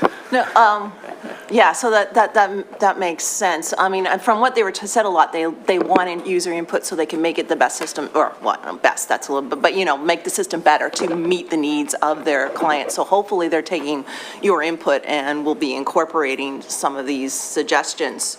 I also was wondering, did we get Wayfinder for our bus drivers? We will. That would work if we have tablets. I'm asking Vic to see if we can get a tablets and a pilot program for tablets to kind of test the concept. Then that would be Wayfinder. Yeah, that would have two purposes. First of all, it would help the drivers with directions. They have verbal directions. They don't have to look at the paper. Other thing is we use a lot of paper for our routes because every time a student comes on or off the bus, we have to reprint the whole roster where a route changes. So this would all be tablet, but we're gonna, again, I don't know the district that has successfully implemented yet tablets in Pennsylvania, but we're going to work hard on it. But we first want to get the software up and running. We want to make sure we are where we are now, and then we're going to start building on the advanced features. Yeah, because I was seeing that, so I was reading that a lot of districts are starting to take attendance on the bus, and that would be a way to get some of the data points of what, not only what ridership is as opposed to sign versus. Although, again, you have to be very careful with that because there are even some districts in Pennsylvania that just use different system. It gets tricky. Students switch those systems are based on the student having a near proximity card or barcode, and they switch them up sometimes. So then you almost have to have a picture of the student. Well, that's it also extends the boarding time because they where is my pass? Oh no, I don't know. So it would have to be, that's why we can't jump in these things. Yeah. We're gonna address it. It's like methodical. We're gonna have to address it. Maybe it could be same card as library and lunch card, then they most likely have it. But that's all it's all a lot of policy decisions involved in that. But we looking at all that, and I will be definitely asking board for a lot of support coming down. But right now, I think for this period of time, we have what we need. If you approve my last request, that's for approval tonight. Yeah, and I would put a request in as a well, I'm not a parent anymore here, but as a former parent, like having an app like the Stop Finder parent app would be great because when the bus is getting close to you, you can set the stop so you know how long you take to walk down to your bus stop, and it might help be more efficient. Also, they were showing that you can opt out, and they said the way it works is that it compiles runs the night before, and then it makes it more efficient for the next day for the driver if they have Wayfinder too, if they're not having to go to all the stops. So I mean, those are things that we can optimize. Yeah, it's a great system, but at the same time, we have to make sure that every parent then checks their times, because if we're going to get to somebody's stop early, they're not going to be there and are going to get called. Right? So that whole system changes the whole dynamic in the district. So we would have to parents would almost have to check night before, hey, what time is my stop? And right now, they forget to check for September, and they get on a bus that they used last year at the same time. And so technology is there, but we're gonna have to take it step by step. I want that app badly. We use different app right now, but we depend on driver letting us know when they run late. It's still popular app, but yeah, that would be the next. All the technology is out there, but we would just have to be very careful how we implement it. Right. Also, with a 3-tier system, if bus runs late, the system needs to know if the bus may come in your area 3 times for high school, for middle school, for elementary. The system needs to know which kids are on the bus at that time. So Yeah, I remember our old system, no matter what tier it was, you'd get a late notice regardless of whether it applied to you or not. Yeah. So yeah, we definitely. I love technology. My background is technology before transportation. I love it. We have added cameras, radios, predictive stop arms over years. So we're doing everything to make it efficient and also safe. Safety is our number 1 reason. Whatever decision we have to make, we always make sure that it's safe. Yeah, okay. Well, thank you very much. Thank you. Perfect. I wanted to go back sort of to the beginning, and I guess it was on slide 3, around the walk zones. So we already know that our policy is a little bit stricter than what the state law says, and that we do provide transportation for 3/4 of a mile for elementary and a mile for secondary students. And I guess I'm very focused on this idea of the hazardous routes. Thank you for adding in that map. And I note that that there's already 3,000 students that are sort of within that legal area, within the area of the policy, but still get busing because it's considered hazardous. And that's almost 40% of our, if that's just public school students, that's almost 40% of our riders. So that's quite a bit. And so the idea of expanding our walk zones, maybe a mile or a mile and a half, different on level, would that provide more? Would that make a big impact on the number of kids who are busing? Or are there so many hazardous routes sort of in the area that that's not going to make much of a difference? It would make a difference, but not big impact. Let's put it that way. There are a couple areas where we probably would be. It's really hard to do that, reverse it on the parents who have received transportation. I'm going to be called names after that, but it would not make a big impact. Even take the Harrington Road, you can walk on it, so everyone in the Harrington is on a bus. So there are small packets and areas, but we're talking maybe about, well, again, I don't want to put the numbers out there, but I'll leave it at that. It's a small impact. It won't make a major difference. Thank you. All right, well, thank you so much, Mr. Vilsons, for your time and your energy. And I also want to thank you. I don't know if anyone who's here or is watching has ever seen Mr. Vilsons drive your own kid's school bus, but he has, especially during the height of our bus driver shortage, he has been known to hop on a bus and cover a route. So not only are you great at this part of it, but really appreciate that you really do step in wherever needed. So thank you. All our supervisors drive, actually, all of them at times, but lately we've been driving a little bit less because we are doing a little bit better with the drivers. Thank you to the board for changing pay schedule. Yeah. Thank you, and sorry for taking up so long. Not at all. Thank you so much.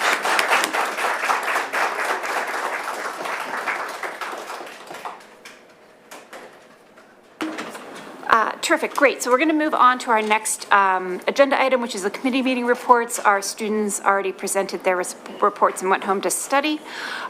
So we'll move on to the March 29th Communications Committee report. Mr. Lee. Thank you. At the last Communications Committee meeting, we received updates from the District Communications Department on the following items. Translation services for school messenger communications are fully implemented, and school staff know how to have school communications translated for our ELD students and families. The Communications team has started rolling out DEIB building blocks videos in collaboration with Ms. James Coles.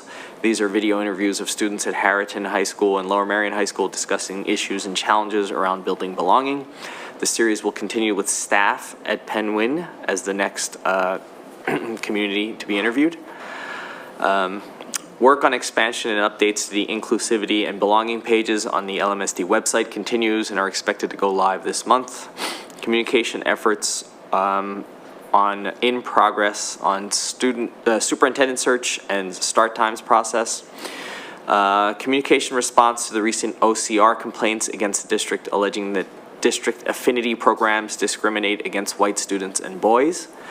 LMSD strongly disagrees with these characterizations, and the OCR has not advised the district whether it will proceed with the complaints. The communications team is working with our solicitor for a disclaimer that can be added on recorded Zoom meetings where consultants will be presenting proprietary content. For example, Dr. Jean Stanley's presentation on how LMSD supports LGBTQ+ and transgender students. There was an update on the SAGE conference planned for April 11th. That Ms. Wu and Ms. Simmons referenced earlier. This is, SAGE stands for Students Advocating for General Equality. This was a student-organized event, and the governor was one of the guest speakers.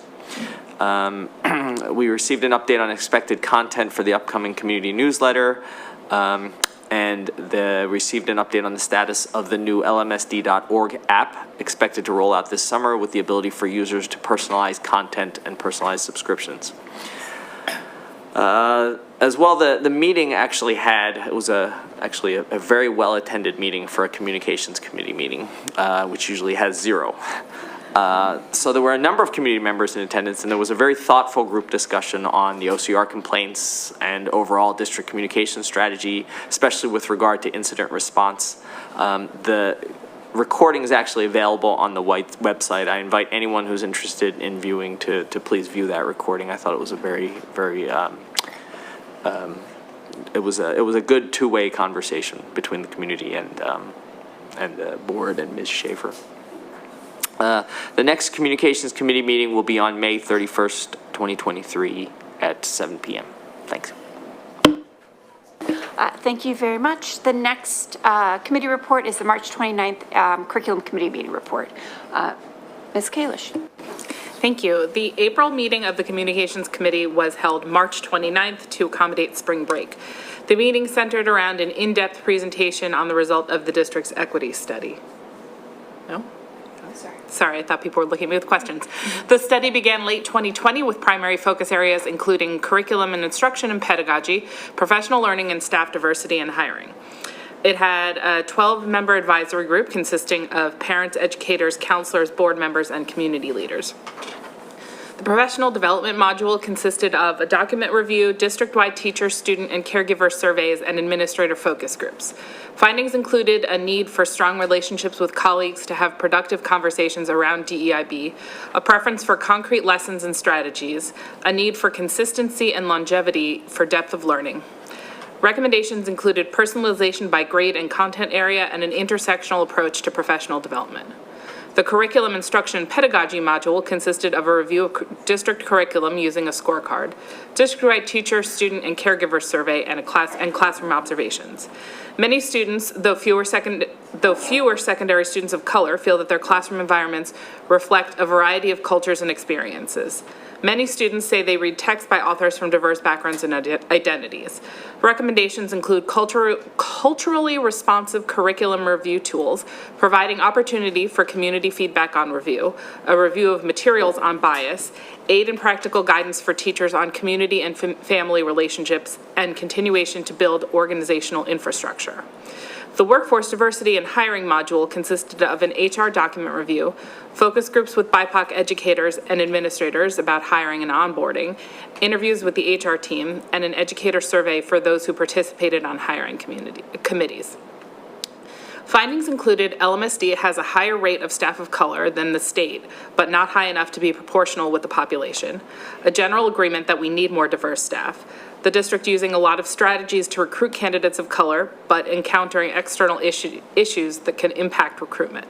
The district does intentionally screen hires with equity skills, including using specific interview questions for all candidates. Feelings of isolation can affect educators of color and their retention. BIPOC educators described feeling an added burden from district staff and families to promote equity efforts and represent students of color. Recommendations include increased support and transparency in hiring, equity work shared by all staff members, early support and onboarding of staff of color, and professional development opportunities for BIPOC educators. As information is coming through to light throughout the study, the administration has been working to address issues as they come up and not just waiting for a full report at the end. Work is ongoing, including developing an applicant guide. After a district-wide landscape scan, recommendations included a district-wide alignment of the DEIB approach, implementations of recommendations from other sections, and providing an opportunity to connect in meaningful ways with all families, especially our emergent bilingual population. The next meeting of the Curriculum Committee will be May 3rd at 8:30 a.m. in this room. Thank you, Ms. Kalish. I just wanted to also add that the presentation around this study will be done at the May 8th meeting? Yeah, so. I knew it was one of those, I just didn't have the date, so I didn't include it in my report. It's coming up soon.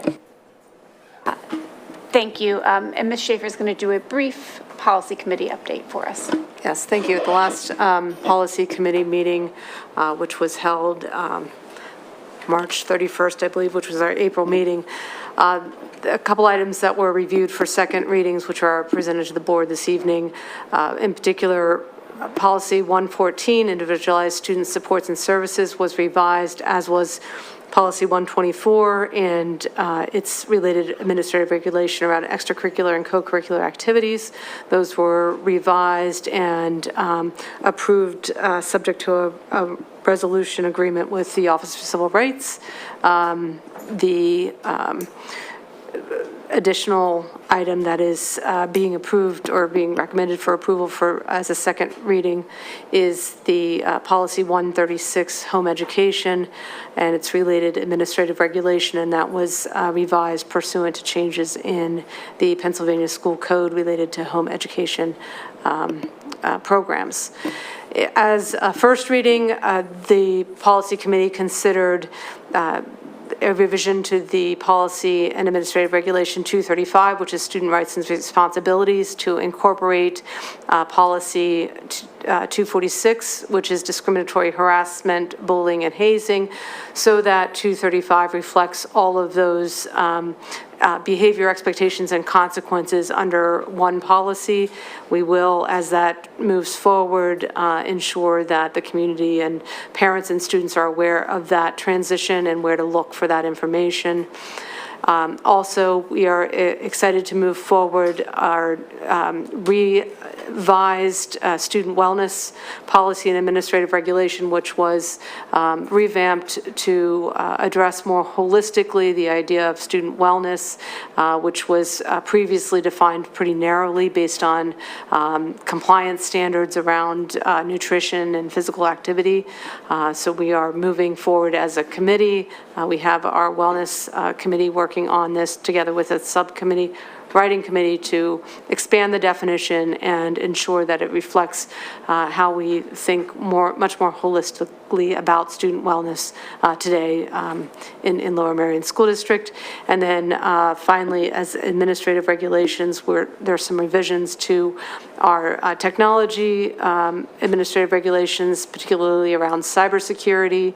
Mr. Frazier presented in great detail the needs to make those revisions so that we ensure that our student data privacy and staff's privacy is safe and secure as much as possible here in the district. And then finally, we looked at the regulation related to assignment of students within the district and the district's ability to maintain the authorization to assign students outside of their home school so that we can maintain target class sizes.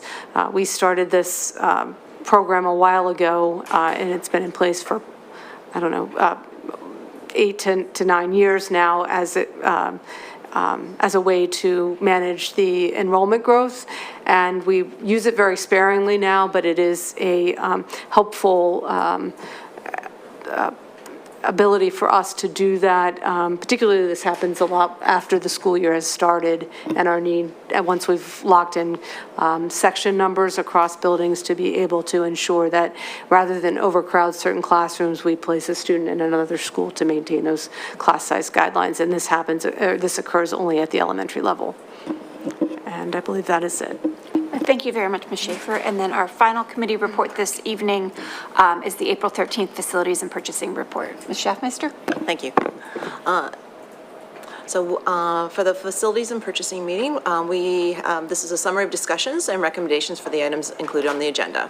We recommend for approval the list of bills covering March 15th to April 11th, 2023.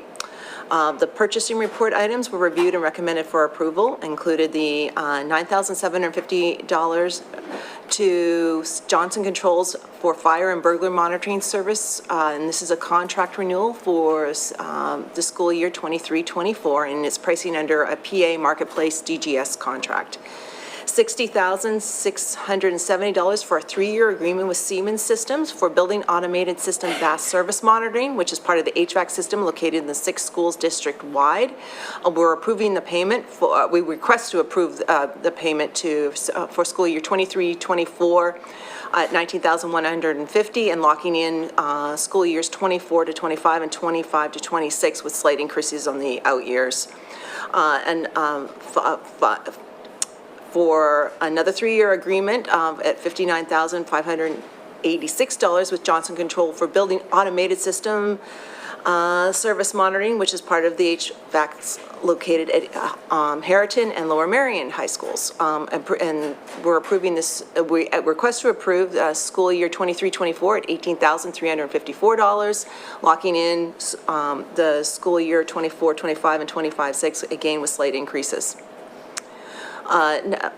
We have a contract or agreement with Kristen O'Brien for $19,547 for school year 23-24 for district sprinkler inspection service with pricing under a PA Marketplace DGS contract. $25,557.70 to Air and Gas Technologies for CNG compressor service for school year 23-24. $41,760 to Chambers Flooring LLC to screen and finish gym floors for schools district-wide except LMHS and Kinwood for school year 23-24, and this is under a CoStar's contract. Blackrock Middle School is included, this is due to an oversight of a contract to add the BRMS logo to the gym floor at the time it was being finished. $29,206 to Lawn and Golf Supply Company, Inc. for a Sandstar 2 infield groomer, and that's under a PAE Marketplace DGS contract. This item was originally presented at our March meeting to confirm, but we had some questions raised about the meeting, and the administrators came back with the answers to our questions, and what's the questions were, can it be re-rent or lease? There's no short-term rentals available. There are lease to own, but they would be $1,500, $5,000 more to purchase.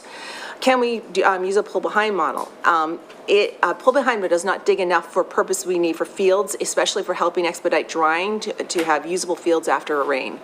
Why do we need a second one? The opening of Blackrock Middle School added more fields to maintain, but the district did not add ground staff. The infield agreement will allow ground staff to maintain usable fields district-wide more efficiently and effectively. We reviewed the following district contracts and recommend for approval. Renewal of the Illuminate Education for $67,230. This is the 3rd year of the contract ending June 30th, 2024. And this is integral, this contract is integral to the district-wide MTSS or multi-tiered systems of support. Renewal of PA-ETEP agreement for $29,117. It's the 3rd year of the contract. It's used for the evaluation for professional administrators and staff. We recommended for approval the renewal of the contract with Brian Purnell for district-wide photography services at $70 an hour, not to exceed $10,150, and that's the same pricing as prior year. We recommend for approval $29,456 to Opted for a fixed-price service agreement. Opted will support the district moving all email-related exchange services from on-premises to the Microsoft Cloud. And it's imperative that we verify that our staff and student data in email is being properly secured. After the migration, Opted will provide service to identify potential gaps and make recommendations to further secure Lmsb's presence in Microsoft's cloud. We recommend for approval to Dell Technologies, $740,072.80 to purchase and set up 1,522 Chromebooks for the 23-24 school year, including Google Chrome perpetual license and Chromebook cases. We recommend for approval $18,300 for Center of Internet Security to provide CISS NetFlow intrusion detection system monitoring and analysis services. This falls under the federal program, the multi-state ISAC for K-12 education. It will scan internet traffic for protection to protect the district from malicious internet attacks. We recommend for approval $1,706,650.75 to Apple for 1,085 13-inch MacBook Air for the 23-24 school year, including for each a case, apps, deploy, and Apple Care. Apple equipment early purchases before before the start of the fiscal year in order to assure that the equipment is received prior to anticipate deployment of the devices to students and teachers in mid to late August. Apple Inc. requires a school board resolution in order to conduct prior to start of the fiscal year. We recommend for approval $17,500 to TransFinder for services to support input of morning arrival bus routes in the Route Finder Plus software. This service will assist the Transportation Department in its migration to the TransFinder Route Plus software system that we approved at our December meeting. We acknowledge the JCC's termination of the rental agreement as requested in writing by JCC. They booked our teams at the same time as another school in their system that has the first option for field usage. We would only have access Monday and Friday, which logistically will not work. We have since discovered LMHS girls softball will only have a varsity team this year. No junior varsity team, open space for Black Rock Middle School's team to play at South Ardmore Park this year. No payment had been made to JCC prior to this written notice. We recommend for approval amending professional service agreement for Black Rock Middle School between Spiesla Architect Group and Lmsb dated October 1, 2018 to increase it from $8,480 for additional work performed. These expenses were authorized on an April 8, 2020 letter for reimbursable expenses for code review of the permit plans for the new middle school by Code Inspectors, Inc., up to $25,000. The final cost of this was $13,480. $5K had already been reimbursed, which requires a net increase of $8,480 in the total composition to Spiesel. For the next two items, we do not have a quorum and ask for approval tonight. We recommend for approval the following change orders for Black Rock Middle School. Change orders 0389 for $59,107.68 to IMC. This was clearing and grubbing at Saybrook Lane. This was removed the line of dead evergreen trees that was on the other side of the fence facing the neighborhood. This is work that is part of the recommended plans for Black Rock, but not clear that it was part of the bid submitted.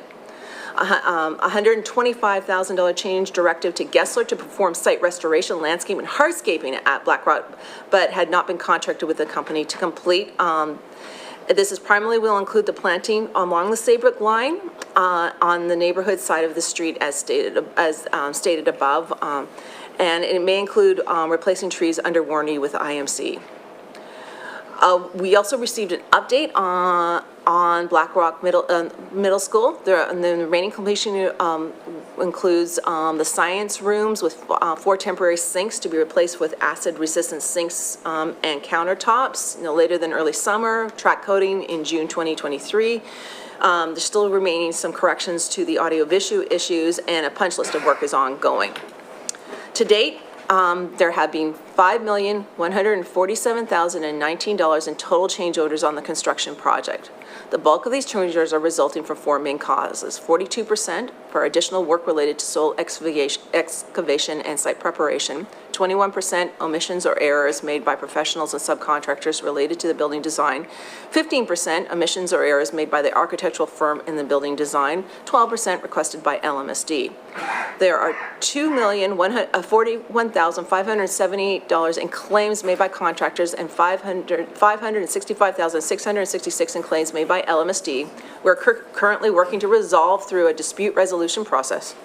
Including all disputed claims, the total cost of is $105,961,966, which is higher than the $101,563.38 projected costs at the time of the contract award, but less than the $114,062,616 original construction estimate. Community comments at the meeting, including support for the infield groomer to maintain usable fields and that we have a need for more fields in the district and community to meet demand. Potential for optimizing bus routes with the new Route Finder Plus software. A reminder to the district to ensure use fields creatively and efficiently for schools. The next facility and purchasing meeting will be held on May 11th at 8:30 a.m. in the same room. Thank you. Thank you, Ms. Schaffmeister, for the always extensive Facilities and Purchasing Committee report. Next on the agenda would be additional agenda items. We have none for this evening, so we will move on to audience recognition. At this time, we will hear public comment. If you would like to speak at tonight's meeting and have not yet signed up with Ms. LaPera, please do so now. I believe the sign-up sheet is on the back counter. For those of you joining us via the webinar, the chat feature will now be open, and you'll see a 10-minute timer appear on your screen. You can submit your comments and/or questions via the chat feature. Please be sure to begin with your full name and where you reside within the district in order for your comment to be shared. That is true for both the online chat comments and for in-person comment as well. So Ms. LaPera, can we start with the in-person comments? Yes, thank you. Andrew Erdlin, Shapley Gregg, Abby Rubin, and then Rebecca Smolin. Good evening. My name is Andrew Erdlin of Hangley Aaroncheck. I am counsel to the parents of a Bala Kinwood Middle School student who is named by other students on a written kill list. I have a statement drafted by our clients that I'd like to read. Excuse me, are you a resident? I'm appearing on behalf of the parents of a middle school student, the Bala Kinwood Middle School student. May I, Madam Chair? Yeah, if you're not the resident, then you cannot appear here in front of the... So respectfully, I'm counsel to the parents of a Bala Kinwood Middle School student. And given the sensitivity of the situation, and in order to protect the well-being of the student, I'm not authorized to disclose who my clients are, but I have a statement they've written that I'd like to read into the record. Our policy is that only residents of the district are able to speak in public comment. If there's someone else that is a resident that would like to provide the statement, that is an option. Madam Chair, respectfully, these are students whose lives were threatened, and I'm counsel to their parents. I'd like to read their statement, if you would allow me to do that. It's a one-page statement. Okay, where are they residing? It's Bala Kinwood Middle School students. And what area do they reside? Lower Marion Township. Again, I just need their address and then they can, you can. No. Not there. I'm going to the town, yeah. Get out of your own way. Ma'am, I can't disclose their address without disclosing their identity. May I read the statement? We didn't mean the street address, just the town in the district. It's Bala Kinwood. Okay.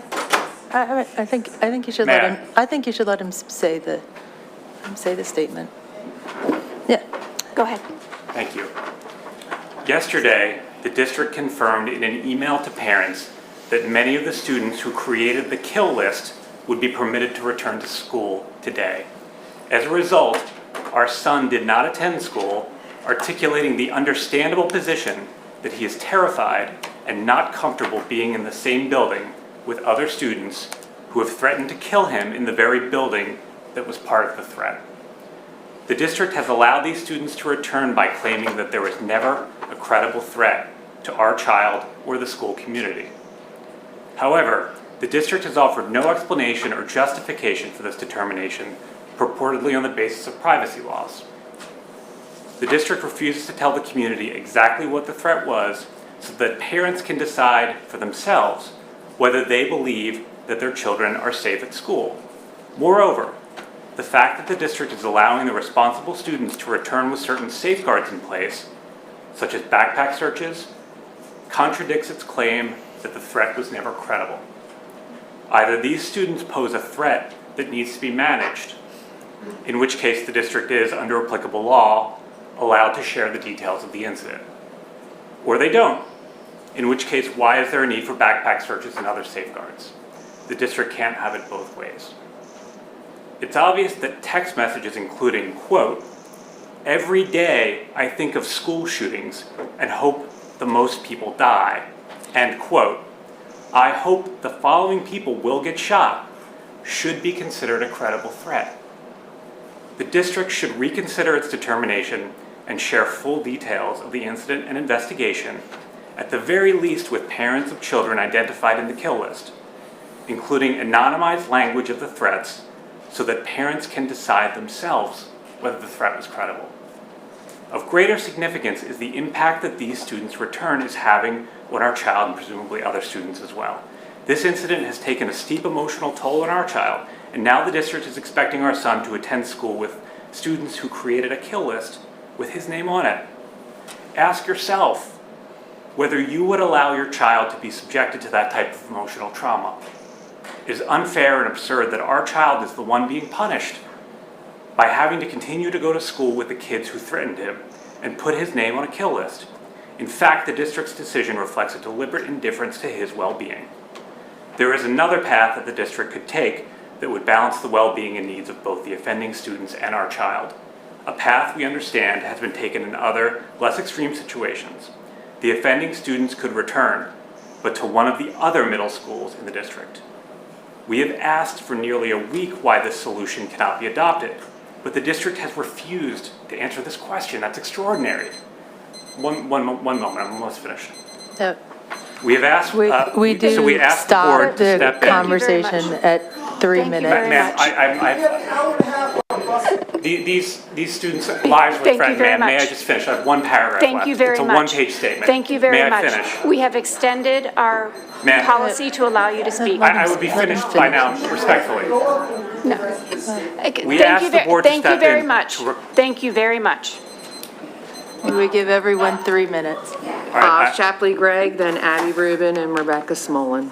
Thank you. I have one paragraph left, which I'm happy to have another person read. Cannot get out of your own way.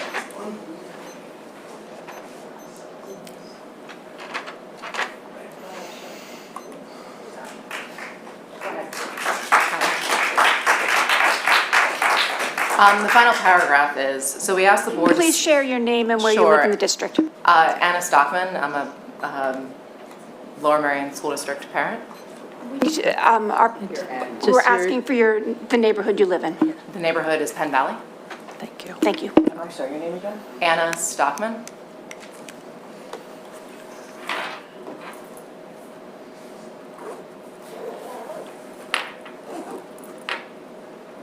So respectfully, the final paragraph written by these parents was, so we asked the board to step in to require the re-entering students in question, the students who put our child on the quote kill list, to finish the school year at another middle school in the district or through virtual learning. This request is nothing more than common sense. Please do the right thing for our child who has done nothing wrong yet continues to be victimized, first by other students, and now by a decision wholly unconcerned for his well-being or safety. Thank you. Thank you. My name is Shapley Gregg, and I reside in Bala Cynwyd. And I'm a parent of a in the district, speaking on behalf of many families, some of who are here tonight, others on Zoom, and many who were unable to attend but prepared these remarks with me. In response to Acting Superintendent's comment last Wednesday night that, quote, school shootings are rare, unquote, there were 93 school shootings with casualties in U.S. public and private and elementary and secondary schools during the 2020-2021 school year, the highest number in 20 years. This number has nearly quadrupled compared to the number recorded the previous year. This century, 70% of all school shootings are carried out by people under the age of 18. Between 2000 and 2013, the FBI studied pre-attack behaviors of active shootings in schools.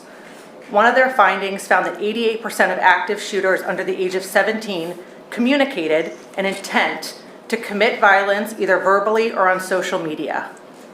On November 30th, 2021, at Oxford High School in Michigan, a 15-year-old opened fire, shooting 11 people. 4 students were killed and several others were left critically or seriously injured. On the morning of the shooting, one of the teachers found an alarming note he had drawn with the words, quote, blood everywhere and the thoughts won't stop, unquote. I'm representing many concerned parents, and we are asking you to please listen to and believe children, your students, who recently expressed in text messages that they think about school shootings every day and wish the most people died, and then made a list of those whom they hoped would be shot. This could be a warning sign. In addition, we are asking for 4 things tonight. Number 1, support all Bala Cynwyd students, including teachers, staff who are impacted, many of whom are anxious, scared, and traumatized. This includes the specific students and staff mentioned in the text message and all students and staff at Bala Cynwyd Middle School. The specific actions we request you take to support students and staff include moving a counselor from another middle school and the DEI director to Bala Cynwyd Middle School to support the school more directly by this Friday, conduct small group workshops with every school student by the end of the year, and hire a permanent dedicated 5th grade counselor to start next school year. Number 2, hire an independent securities firm to conduct a risk and vulnerabilities assessment of Bala Cynwyd Middle School by June 2023, with the report made available on the Lmsb website. And if true that the cameras at Bala Middle School are outdated and not all operational, we urge you to install new cameras this month. 3, revise the code of conduct policies with clear examples and consequences for specific actions, articulate them for all students regularly in a public manner, and institute the consequences with significantly more regularity and consistency. We feel that the school's declining culture and safety are a reflection of the lack of consequences for both minor and major infractions. And finally, number 4 includes school safety as an agenda item for all board meetings. Thank you. Abby Rubin, Rebecca Smolin, Rich Val.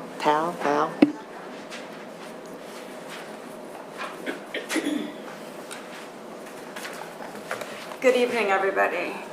My name is Rebecca Rosenberger Smolin. I have a son who, God willing, will be graduating in a few weeks from Lower Merion High School.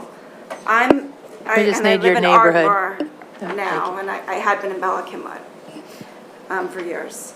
So I'm here to share my thoughts on the recent fears for safety at the Bala Cynwyd Middle School, where my son had been a student 4 years ago. Based on my experience with misplaced fears for the safety of the school community nearly a year and a half ago, based on private self-defensive threats from my son on social media, which were taken completely out of context to create misplaced fear that he was a threat to anyone in the school community. That was never the case, not before the incidents, not during the incidents, and not afterwards. First and foremost, I want to say that my heart certainly goes out to all the middle school parents who are impacted by the fear of possible repercussions from private texts. This includes both the texter who appears to have wished harm to others and the family of the texter, as well as children and teachers on the so-called hit list and their families. I'm also sympathetic to parents who have been concerned that the texter is a problem to be extracted from the school for the safety and peace of mind of their children who are not directly involved in the texts. However, I urge those parents to more carefully take stock of how they would feel if other parents would take that stance with regard to their child, based on nothing more than presumptions about their child from a very cursory understanding of the relevant facts. I fully support the goal for other parents to receive more information if that is feasible. In my situation, I would have welcomed the opportunity to offer a joint statement disclosing relevant facts, but my understanding was that the administration was not willing to do that.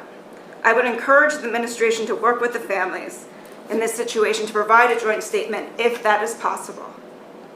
In fact, I think the administration should be required by a policy to offer families the opportunity to do that. I would also encourage the board to create a policy for addressing social media incidents like this.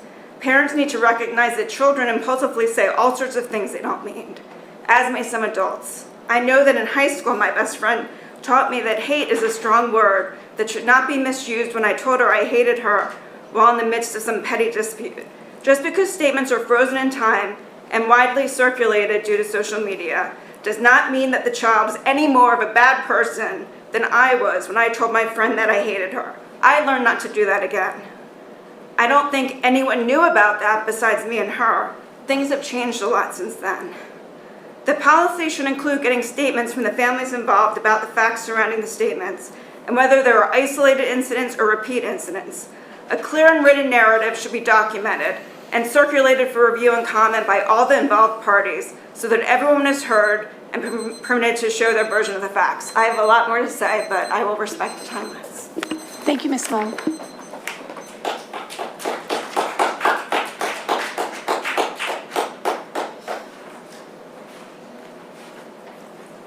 Good evening, everybody. I'm going to change the subject, at least for the moment. My name is Richard Tao, and I've lived in Bala-Cynwyd for 16 years. My son graduated from Lower Merion High School last year. When I addressed this board for the first time 5 weeks ago, I had just visited Oakwell and fell in love with it.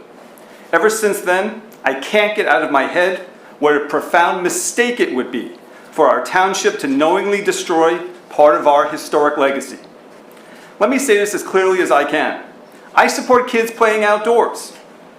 As a child, my son, here in Lower Merion, loved playing baseball and soccer on township fields. Other kids should have that opportunity, but not at Oakwell. Framing this conversation as kids versus preservation is a false choice. In a township comprising 23.6 square miles, or just over 15,000 acres, there has to be some other location where kids can play sports outdoors. And there has to be a better way to move forward than by perpetuating mistakes that my friends and neighbors are still learning about as I discuss this with them. It was a mistake to use nearly 10 million taxpayer dollars to seize land from Dr. Bennett by eminent domain, especially when Villanova University was a willing buyer and would have kept the property intact. It was a mistake to spend so much money for a handful of playing fields when those funds could have been put to much more productive purposes. It was a mistake to craft a plan to level a historic property, one with hundreds of mature trees, a celebrated mansion, and extensive wildlife. And I can't believe I actually have to say this next one. It was a mistake to purchase land where Dr. Bennett had buried his son Matthew's ashes and whose urn now needs to be exhumed and reburied. I wonder how many kids are going to want to play soccer where someone had been interred. The good news is many of you were not on this board when this purchase was made back in 2018. You have no responsibility for what was done, but you have a huge responsibility for what needs to be done. Thousands of your fellow citizens are petitioning you. Please listen to them. Please drop this plan. Please direct the superintendent to find another location for the playing fields. And please sell Oakwell to a buyer who will preserve it if you're not willing to treasure it and protect it yourselves. Thank you. Thank you. Kath Kurtz, Carol Virgin, Ann Foote, and then Holly Manzoni.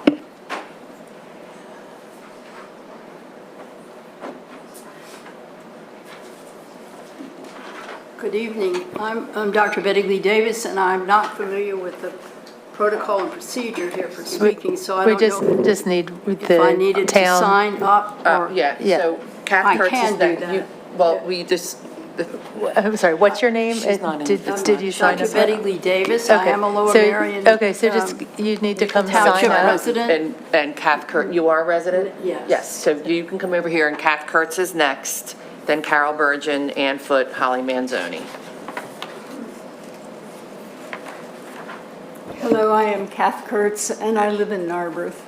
And I'm here to ask you to reconsider again Oakwell and what you're going to do with it.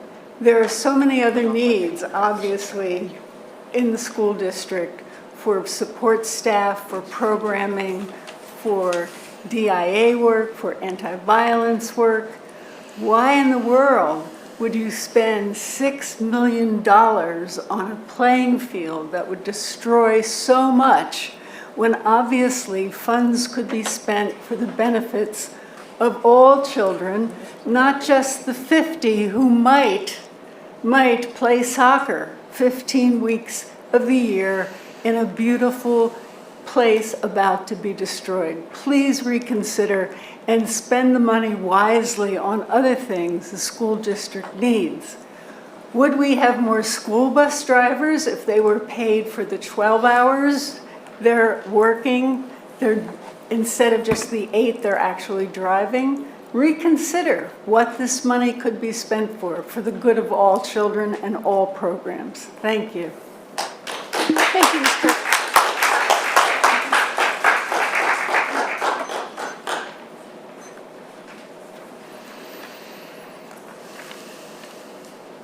Good evening. My name is Carol Bergen. I've been a resident of Rosemont for 47 years. I am before you tonight because of Oakwell. In October, I first became aware that Oakwell existed, and I'm embarrassed to say that because I am a resident. At any rate, when the shocking $22 million estimated for the project of Oakwell alone should motivate us to find a more economical situation. We need fields should in fact be, how do we get these fields without this amount of money? This became my motive for attending school board meetings. So I've been at every school board meeting since that October time. And I have been watching all of you to kind of assess your interest in Oakwell.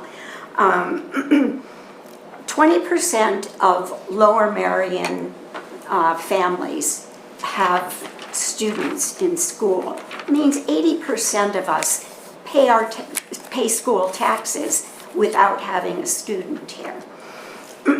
Our future, the country's future, is in the hands of the young people you are educating. It is important that they have a good education. That is the reason public schools were started in the first place. I do not mind paying taxes when they go for this education. I do mind paying for things which are wants and not necessarily needs. Fields at Oakwell seem to be an extravagant want. Some of the estimated millions spent on these fields might be better spent on the true needs of the district. Tonight we talked about buses and schedules and iPads for the bus drivers. A lot of areas that money could be more sensibly spent. The fields of Oakwell are not a fiscally responsible look for us. Residents have spoken, offering suggestions for efficient use of existing fields. Many of these ideas have been rejected.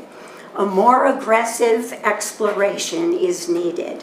Have we considered and discussed with financial incentives the local colleges? We all know Rosemont College, Cabrini College, Harlan College are suffering in terms of money, and Thank you. Thank you very much. Ann Foot, Holly Manzoni, Jason Herman. Variation on a theme here. Hello, my name is Ann Foot. I live in Gladwin, and I'm going to convey a message that you've heard more than once. But school board, it just doesn't add up. It's off balance. It's financially and philosophically crazy. It is the Oakwell situation versus 3 other important issues which confront the school board. Oakwell, let's talk about Oakwell, should not require, what is it, 23, 10, whatever millions of dollars. 1, it's a limited usage for a number of days in the school year. It's a relatively small number of children compared to sports and the whole district population. It is not a lifetime issue. It's 2 years out of the kids' lives. Really serious sports-minded kids play in leagues, and they can't use it for physical ed classes. This isn't about tree huggers and about people not wanting sports. It's about the use of Oakwell. It's just a wrong decision to me. So the 3 things that it's up against, that it versus, in my mind, this is simplistic, I realize, but lifetime issues such as healthy start times are crucial to mental and physical health for a lifetime. Full-day kindergarten has a long-term effect on children. Well, it's well established that early childhood education is crucial to academic success. Transportation, that was just an incredible presentation tonight. I feel definitely I've learned something. But that money that's being spent or wanting to be spent on Oakwell could be allocated to for more buses if they need them, higher wages and benefits, and maybe a separate fleet of buses just for after-school sports things using the mini buses or whatever they are. It just doesn't add up. It just doesn't make sense that that money on Oakwell, when all these other issues demand financial and every other kind of attention. So what I'm asking you is to consider collaboration with the community who already, free of charge, has offered assistance, a gold mine of exhaustive research, legwork. These people, including students in the district, environmental preservation experts, people who have amassed amazing historical and architectural research, people who have spent money out of their own pockets for lawn signs, t-shirts, not only to just publicize the issues, but to make sure the public understands. So you pay consultants and lawyers, and it's time to really form a task force, get together, come to conclusions that are beneficial to all. So many creative people on the school board, in the community, different doors open. Open them together, do it together. Thank you very much.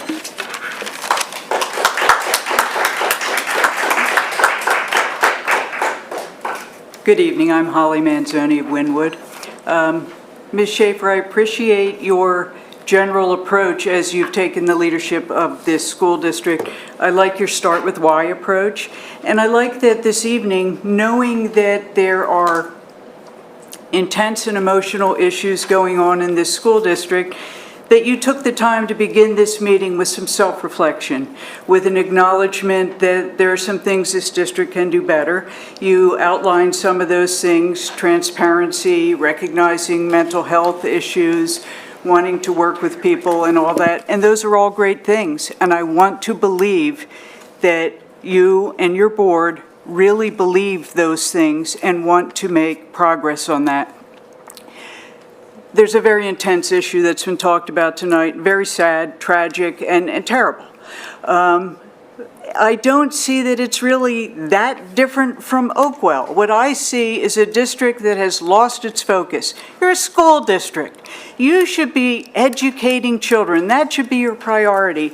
But instead, you go running off trying to build athletic fields at a huge cost, draining tremendous resources from other things.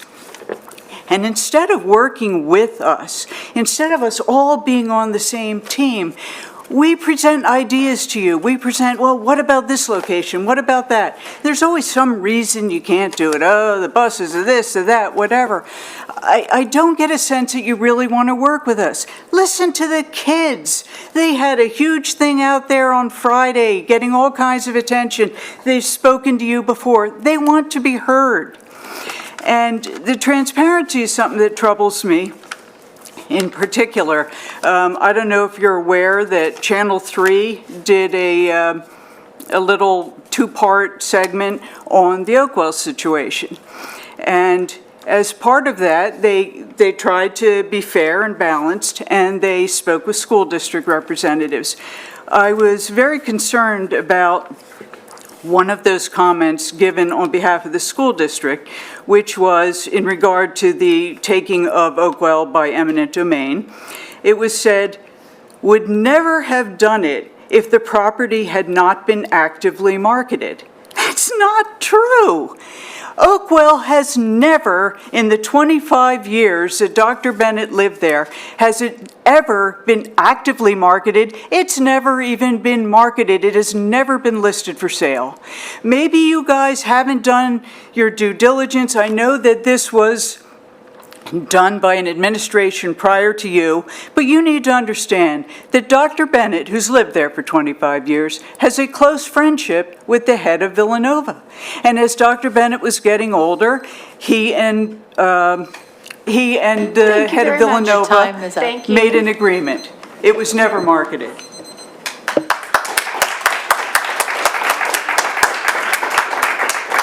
Jason Herman, Tanya Schreiber, Jan Terwish, sorry.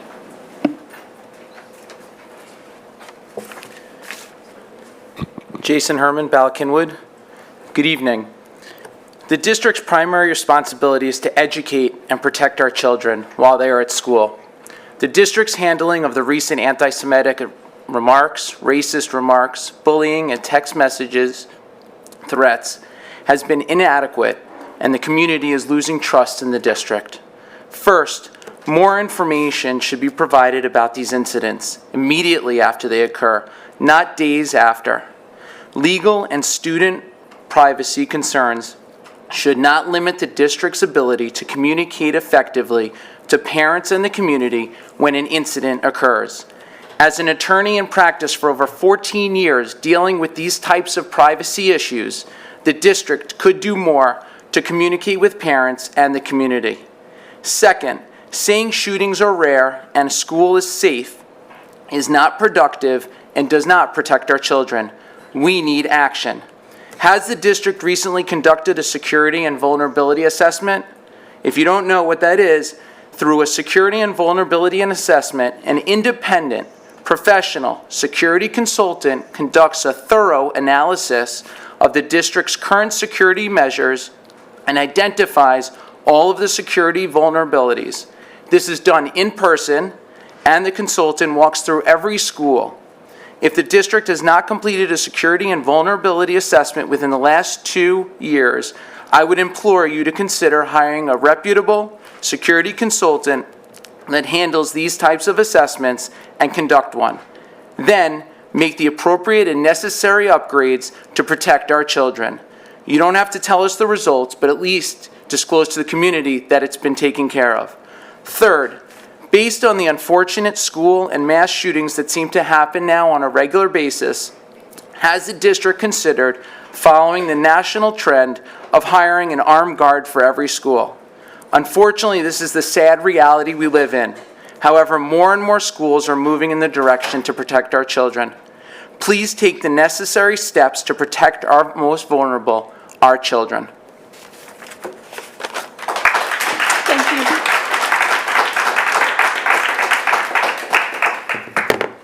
Hi, my name's Tanya Schreiber.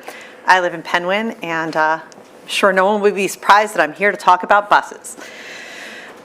Last December, Lower Merion School District bought a new bus routing system named TransFinder. Tonight, there's a vote on a one-time $17,500 contract to help the staff enter some of the current legacy routes into the newly purchased TransFinder bus scheduling system. The legacy routes are the existing routes. The TransFinder consultants will enter the stops and destinations for 175 of the 600 routes, and the transportation department will follow along so they can learn how to enter the stops and destinations of the remaining 425 legacy routes for next year. The transportation department will complete this huge effort, as well as the training for this new program, on top of their all important day-to-day obligations. By choosing to pay the TransFinder consultants to enter only existing routes without ensuring all of the data is entered, we are leaving the most valuable parts of the system unused, with no timeline to when we will ever start using it. This new transportation system has amazing AI capabilities. You enter in the student addresses, the assigned schools, and any special needs, and the AI will suggest the most efficient runs. It will suggest the best locations for bus stops. It'll suggest adaptations for special situations and adjust stops and runs based on the ages of the students riding in each tier. It will learn over time and improve. But all of those benefits only start when someone takes the time to enter not only the legacy routes, but the student data. I know the details are complicated and it will be easier to delay the use of the AI optimization for another year or two, but the ripple effects for acting now are huge. Let's enter the student information and see what the system says is possible. Mr. Vilkins and his team have done absolutely everything that is humanly possible to optimize this system. The staff is amazing, but they're literally human. Look at the complexity of this transportation system, the fact that the staff is creating the routes in April and will spend the next 5 months manually adapting the routes as kids move in and out of the district. Don't we think if given the chance, TransFinder could find at least a few good suggestions? I'm asking you to consider hiring the TransFinder consultants to input all 600 routes plus all the student data this spring so we can see the improvements available through the optimized bus routes. Let's look at what this $58,000 system can do.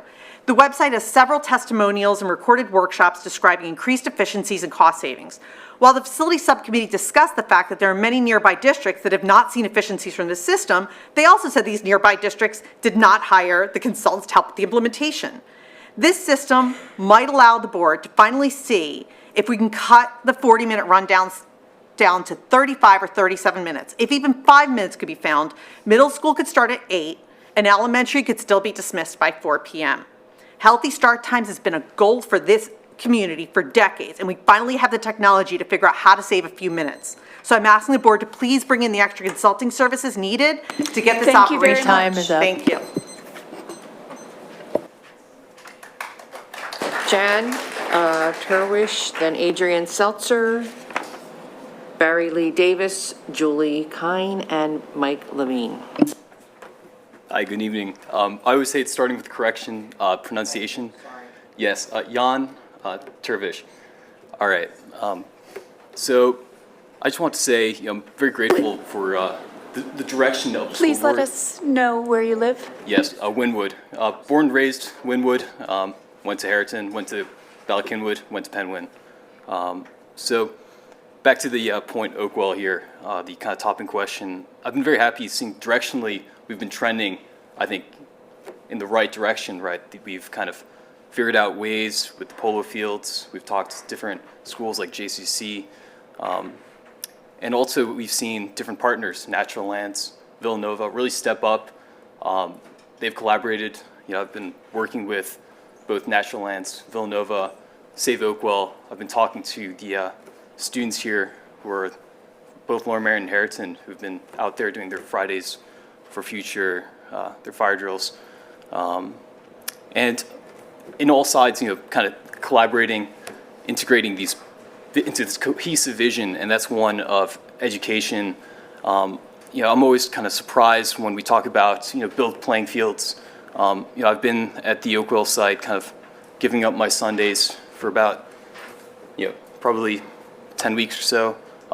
Not as long as some people in the room. I know Deb and Foot, they've been out there much longer or from the beginning. And I've seen, there are fields and kids are there every weekend. Their eyes kind of light up. They're in awe.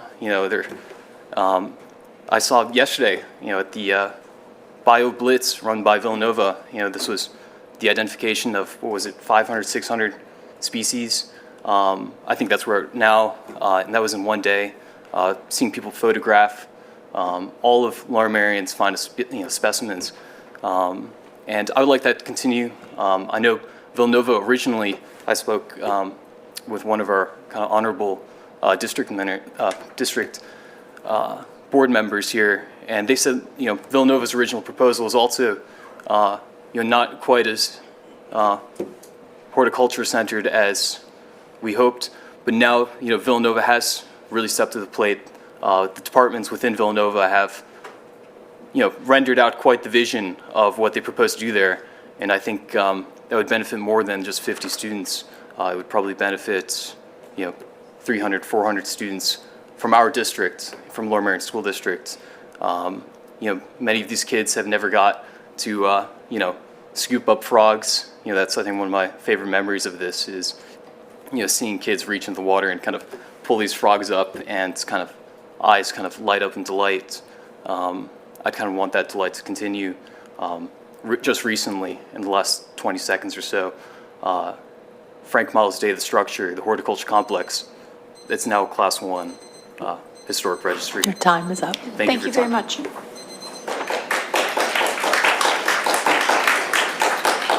Adrian Seltzer. So is this the right time? Did I? No, I'm sorry, Adrian Seltzer, then you're next, sorry. Hello. Give me a second to bring this up. Where'd it go? Sometimes technology is a problem. Ma'am, you want to go next? Can she go? Well, I look. Go ahead. Go ahead. I said third time's a charm, so maybe that's true. Sorry, I just am not familiar with the procedure here.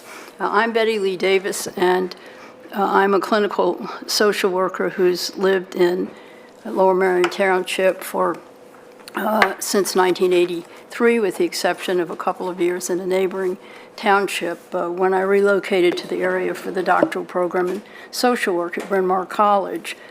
And I have since We just need to know what neighborhood you're from. Since 2003, 2011, I have been very involved as a youth violence, as a public health epidemic, and trauma-informed education advocate.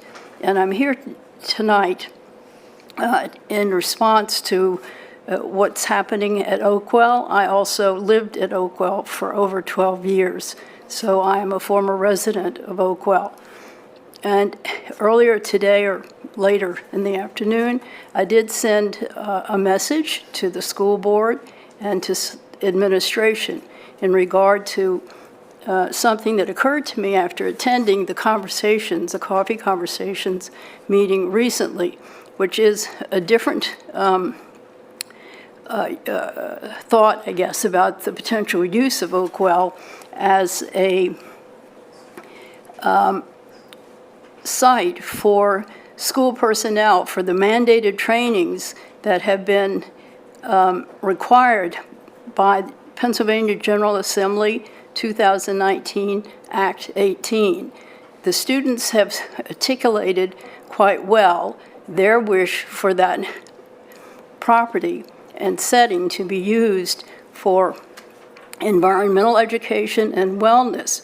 And I fully agree with them in that request. I'm adding to it that there might also be consideration that in addition to the use for those purposes for students, it could also be used for teachers and other school personnel in complying with Act 18. In the letter that I sent to you all earlier, you will find in much more detail how that might be done and how it could be used in responding to secondary trauma, which is a risk for us teachers in particular, as well as other school personnel, when they're exposed to the trauma of others, their students. So in addition to its being a wonderful site, given that things have transpired in the way that they have, as others have spoken to the loss of that property for Dr. Bennett, there are some very exceptional ways in which it could be used for students and also for trauma intervention for teachers and training. Thank you very much. Yes.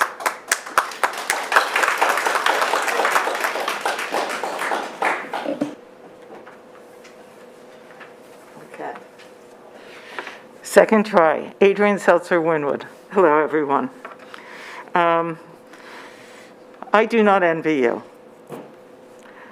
One of the happiest days of my life was when I lost the school board election in 2017. I appreciate all your opening statements and Ms. Schaefer's email from yesterday.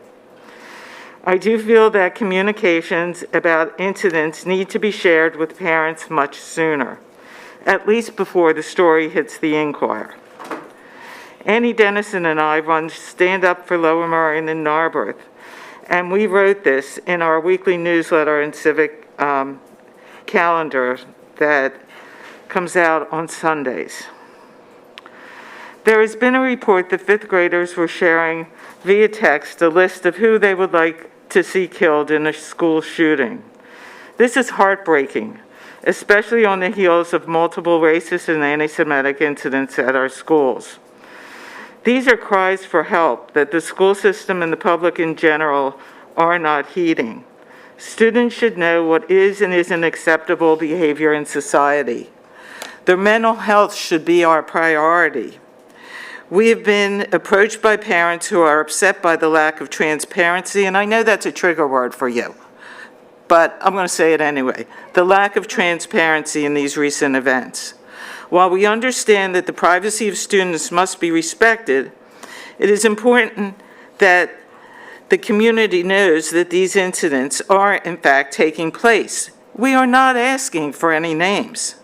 If we are not aware of these incidents, how can parents have appropriate conversations with their children at home?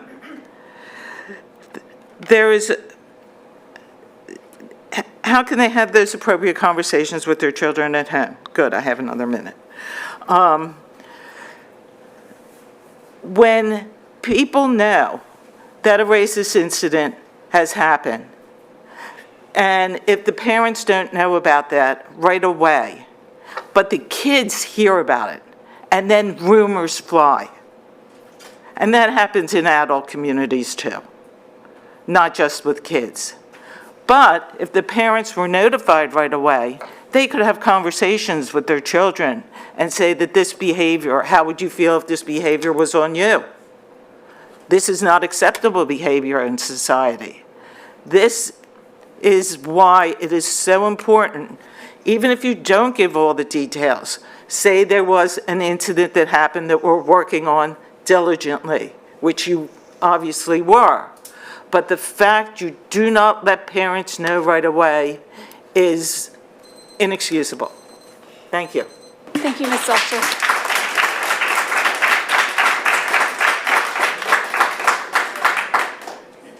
Julie Kine, Mike Levine, and Ruth Jenkin. That's Keeney, as in zucchini. That's all right. Hi, my name is Julie Keeney, and I live in Marion Station, and I've lived there for 38 years. We live in a time when our environment is severely impacted by climate change, from floods, droughts, fires, heat waves, ocean warming, and terrible storms. Other causes of climate change are clearing of forests for development and the extensive use of pesticides and herbicides. According to recent studies, entomologists have discovered that the world population of insects is down 75%. I was never a big fan of bugs, but I've come to appreciate them in recent years. They are the bottom of the food chain, but essential to life. The trees of Oakwell support numerous species of trees, birds, and animals, but also a lot of bugs. Saving the Oakwell environment will give us an opportunity to observe, study, and appreciate the ecosystem that exists there. P.S. We need trees for the air we breathe. Thank you.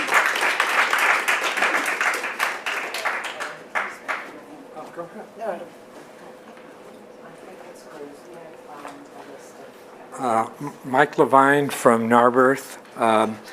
As a taxpayer whose son attended the schools here, I insist that the district not spend our $20 million to greatly damage the ecological, historical, and housing resources at Oakville, historically connected with Stoneleigh and eligible for the National Register.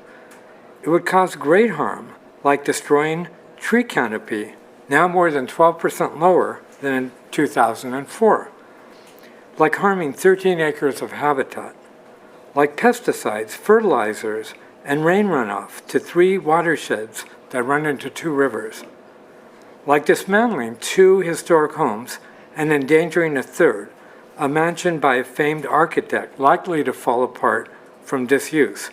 More public cost. We need housing. Like loss of mature trees through cutting down or disturbing their shallow root systems. Mature trees store carbon and serve as complex habitat. Newly planted trees do not. Like destroying valuable history, which I won't detail here. For any new field needs, there are 2 sites now projected for use and many others which can be used or created through consolidation. The school board should respond to the list of 318 acres of opportunity compiled by taxpayers. Have you spent time at Oakwell? It is magical, and the students have such great ideas. It is worth saving. We could save development funds and can recoup acquisition funds. It makes no sense to spend your, our $20 million or more to ruin this awesome place for a couple of ball fields, a parking lot, and bathrooms. Thank you very much. Thank you.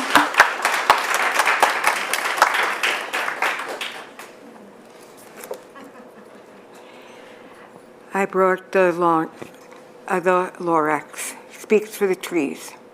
My name is Ruth Jenkins. I live in Wynwood. I have suggested several times that Lower Merion High School is a very vulnerable building. The students go in and out, and all we need is one disgruntled, disenfranchised student to go to his car and come back with a weapon. And this is the beginning, as you have a warning sign.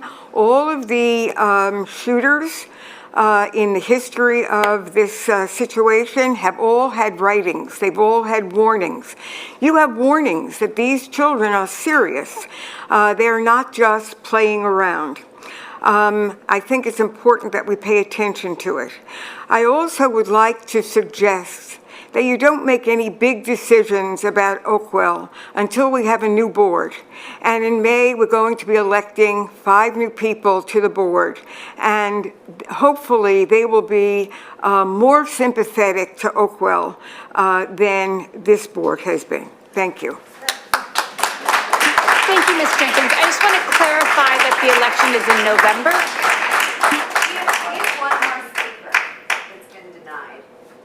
We have one more person that would like to speak. I said it was close because we have the chat sitting right. Can I It's okay.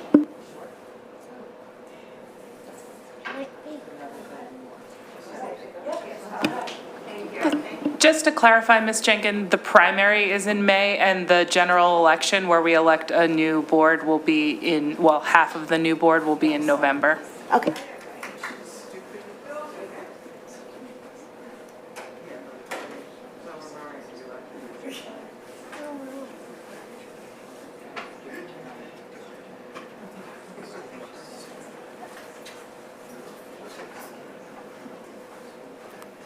Janine Stanton, Ballackinwood. Thank you for allowing me to speak. I'm not going to even take the full 3 minutes. I just wanted to say that I'm here to support all the families in the district that have students that are at school and are terrified. I'm disheartened by some of the actions that have happened with the board, the school, and the whole district in general. I felt that the parents had to really push to get more information. Some things that are very basic, like let's have a parent meeting and say what's going on. We had to, by force, send emails to the superintendent and copy the board, reach out to the principal, to the counselors, just to get a meeting. That's kind of pretty basic and generic response that we were entitled to. Additionally, we made recommendations around getting the students together and making sure that they're aware what's right and wrong, making sure they're safe. Again, we had to push for this. It may have been something that was in the works, but we wouldn't have known. And so I just urge you to please make sure that you're communicating to us and just, hear what we're saying. And we've made some very specific asks tonight. I ask, please, that you just consider those. That's all. Thank you. Thank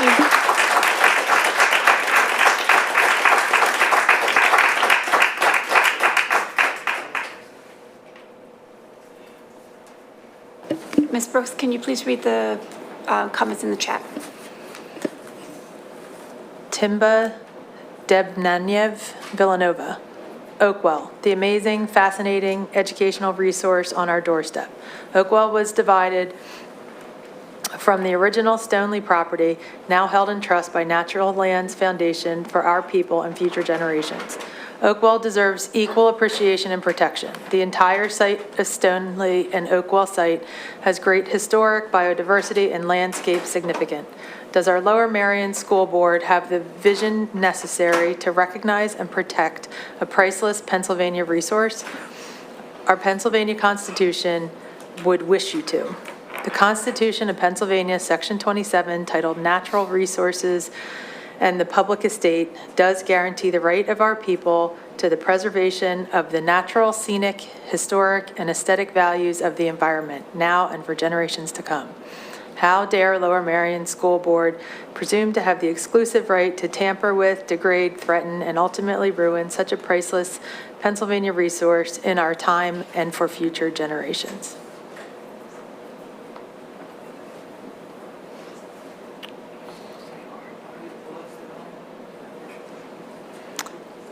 Dorothy Wright, Ardmore.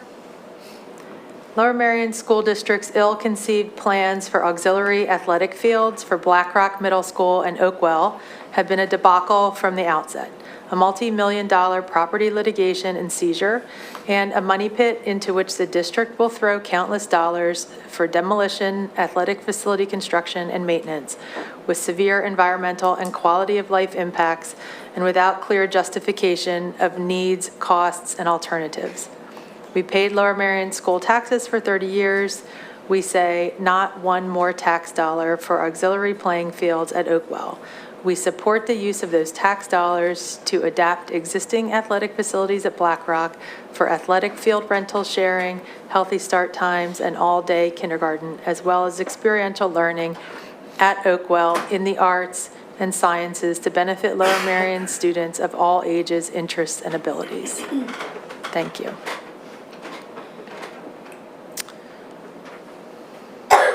Elizabeth Porter, Gladwin. I'm writing to express my opposition to the school district's plan to develop Oakwell and the adjacent Acorn Cottage property for playing fields. The destruction of these local treasures would be a tragic loss of valuable historical and ecological resources. I urge the district to continue to seek alternative solutions for the fields, listen to the many suggestions that have been put forward, and abandon your destructive proposal. Terry Cohen, Villanova. Why are you spending over $20 million for Black Rock Middle School students to play in school sports?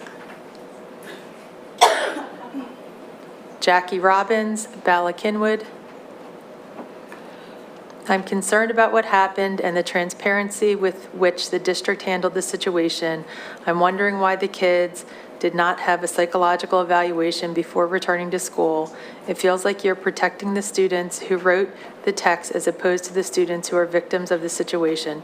I also feel the district is not being transparent on protocols. I'm also concerned that the school did not address this until today.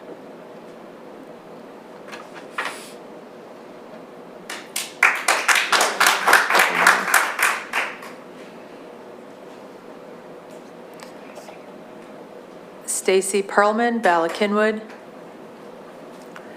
This is the district's opportunity to communicate to students, parents, and the community that publishing a kill list and making threats will not be tolerated. To allow these students back to school sends the wrong message and invites this kind of behavior in the future. The school district needs to draw the line now.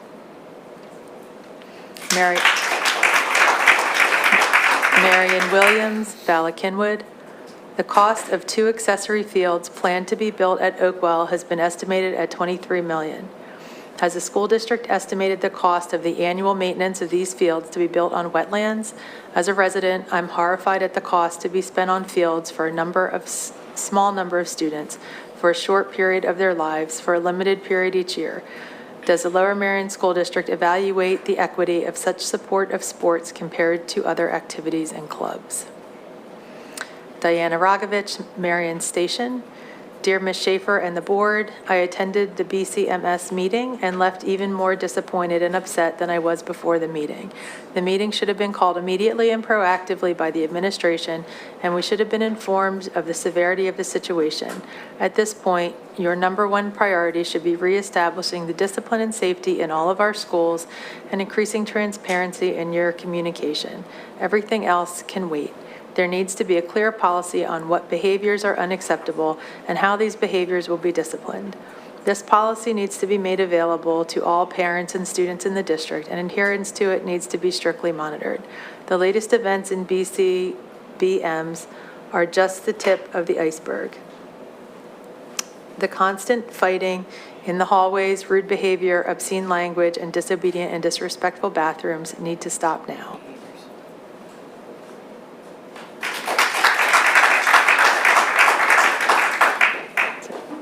That's all.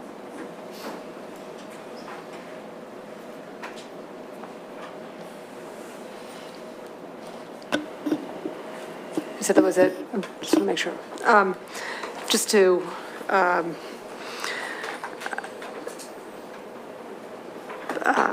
try to respond as much as I can to the comments that were made tonight, particularly around Bala Kenwood, but acknowledge the number of comments that were made about Oakwell. And I think, as we've shared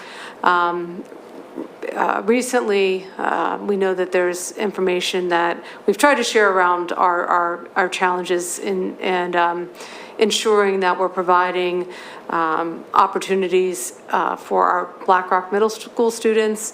And we are challenged by the limitations that we're facing in terms of options, but we're not stopping our search in looking for alternatives, as we have with Polo Fields, which is continuing to be developed, and we're optimistic that that is a potential partial solution for us, and so. Again, I just wanted to reiterate, as we've said before, this is, we hear the voices in the community around that particular concern, and we continue to look for ways to address that concern that, provides solutions for everyone. As it relates to Bala Kenwood, and as I said at the beginning, of the meeting, I think, and as some people have commented, that there's work for us to do. I acknowledge that. I think what's important, and I hope we can do this together. I hear voices asking for that, and so part of my leadership style is to welcome that and figure out ways to do that effectively. I know someone made a comment the other night that I wasn't taking notes. I took notes tonight. I have the list, and of the requests. So we will be taking a look at that. We will certainly share that, our response to the board and then to the public around those specific requests. And I did want to note there was some question around the security and vulnerability assessment, which we have a report that was done in 2019. So we have a school by school security and vulnerability report that has been completed and shared with the board. That was 2019. And regarding generally transparency and notification, that certainly has been a theme. We've talked about it over the course of several meetings. Mr. Lee talked about our communications committee meeting recently, and I regarding this topic, but also more broadly, the topic of transparency, I think we do need to have, continue that dialogue, and it's really an important conversation we should have as a community so that we can do our best to communicate everything that we can in a timely fashion and work for ways internally to do that better. And so that is an ongoing work that we're doing as an administrative team, and obviously in consultation with the board as well. So we have work to do, and we will continue to reach out to the community through Mr. Hunter directly to the Ballard-Kidwood school community. As we know, his team needs support right now, as all of you do. So we are orienting our efforts in support of Ballard-Kidwood school community. Thank you, Ms. Schaefer. So at this time, we're going to move forward with approving the agenda. I want to ask the board if there's anything that they would like to remove from the consent agenda. So do I have a motion to approve tonight's agenda via consent? So moved. Do I have a second? Second. All in favor? Aye. Any opposed? Any abstentions? Motion passes. So now do I have a motion to approve tonight's agenda? So moved. A second? Second. All in favor? Aye. Aye. Any opposed? Any abstentions? Motion passes. Ms. Brooks, can you please give a report on the Sunshine Act? In accordance with the Act 93 of 1998, the Sunshine Law, the Board of School Directors met in an executive session on April 10th for information purposes only, and April 17th, confidential student information. Thank you, Ms. Brooks. Upcoming board meeting dates, which are held here at 8 p.m. in the District Administration Office Boardroom.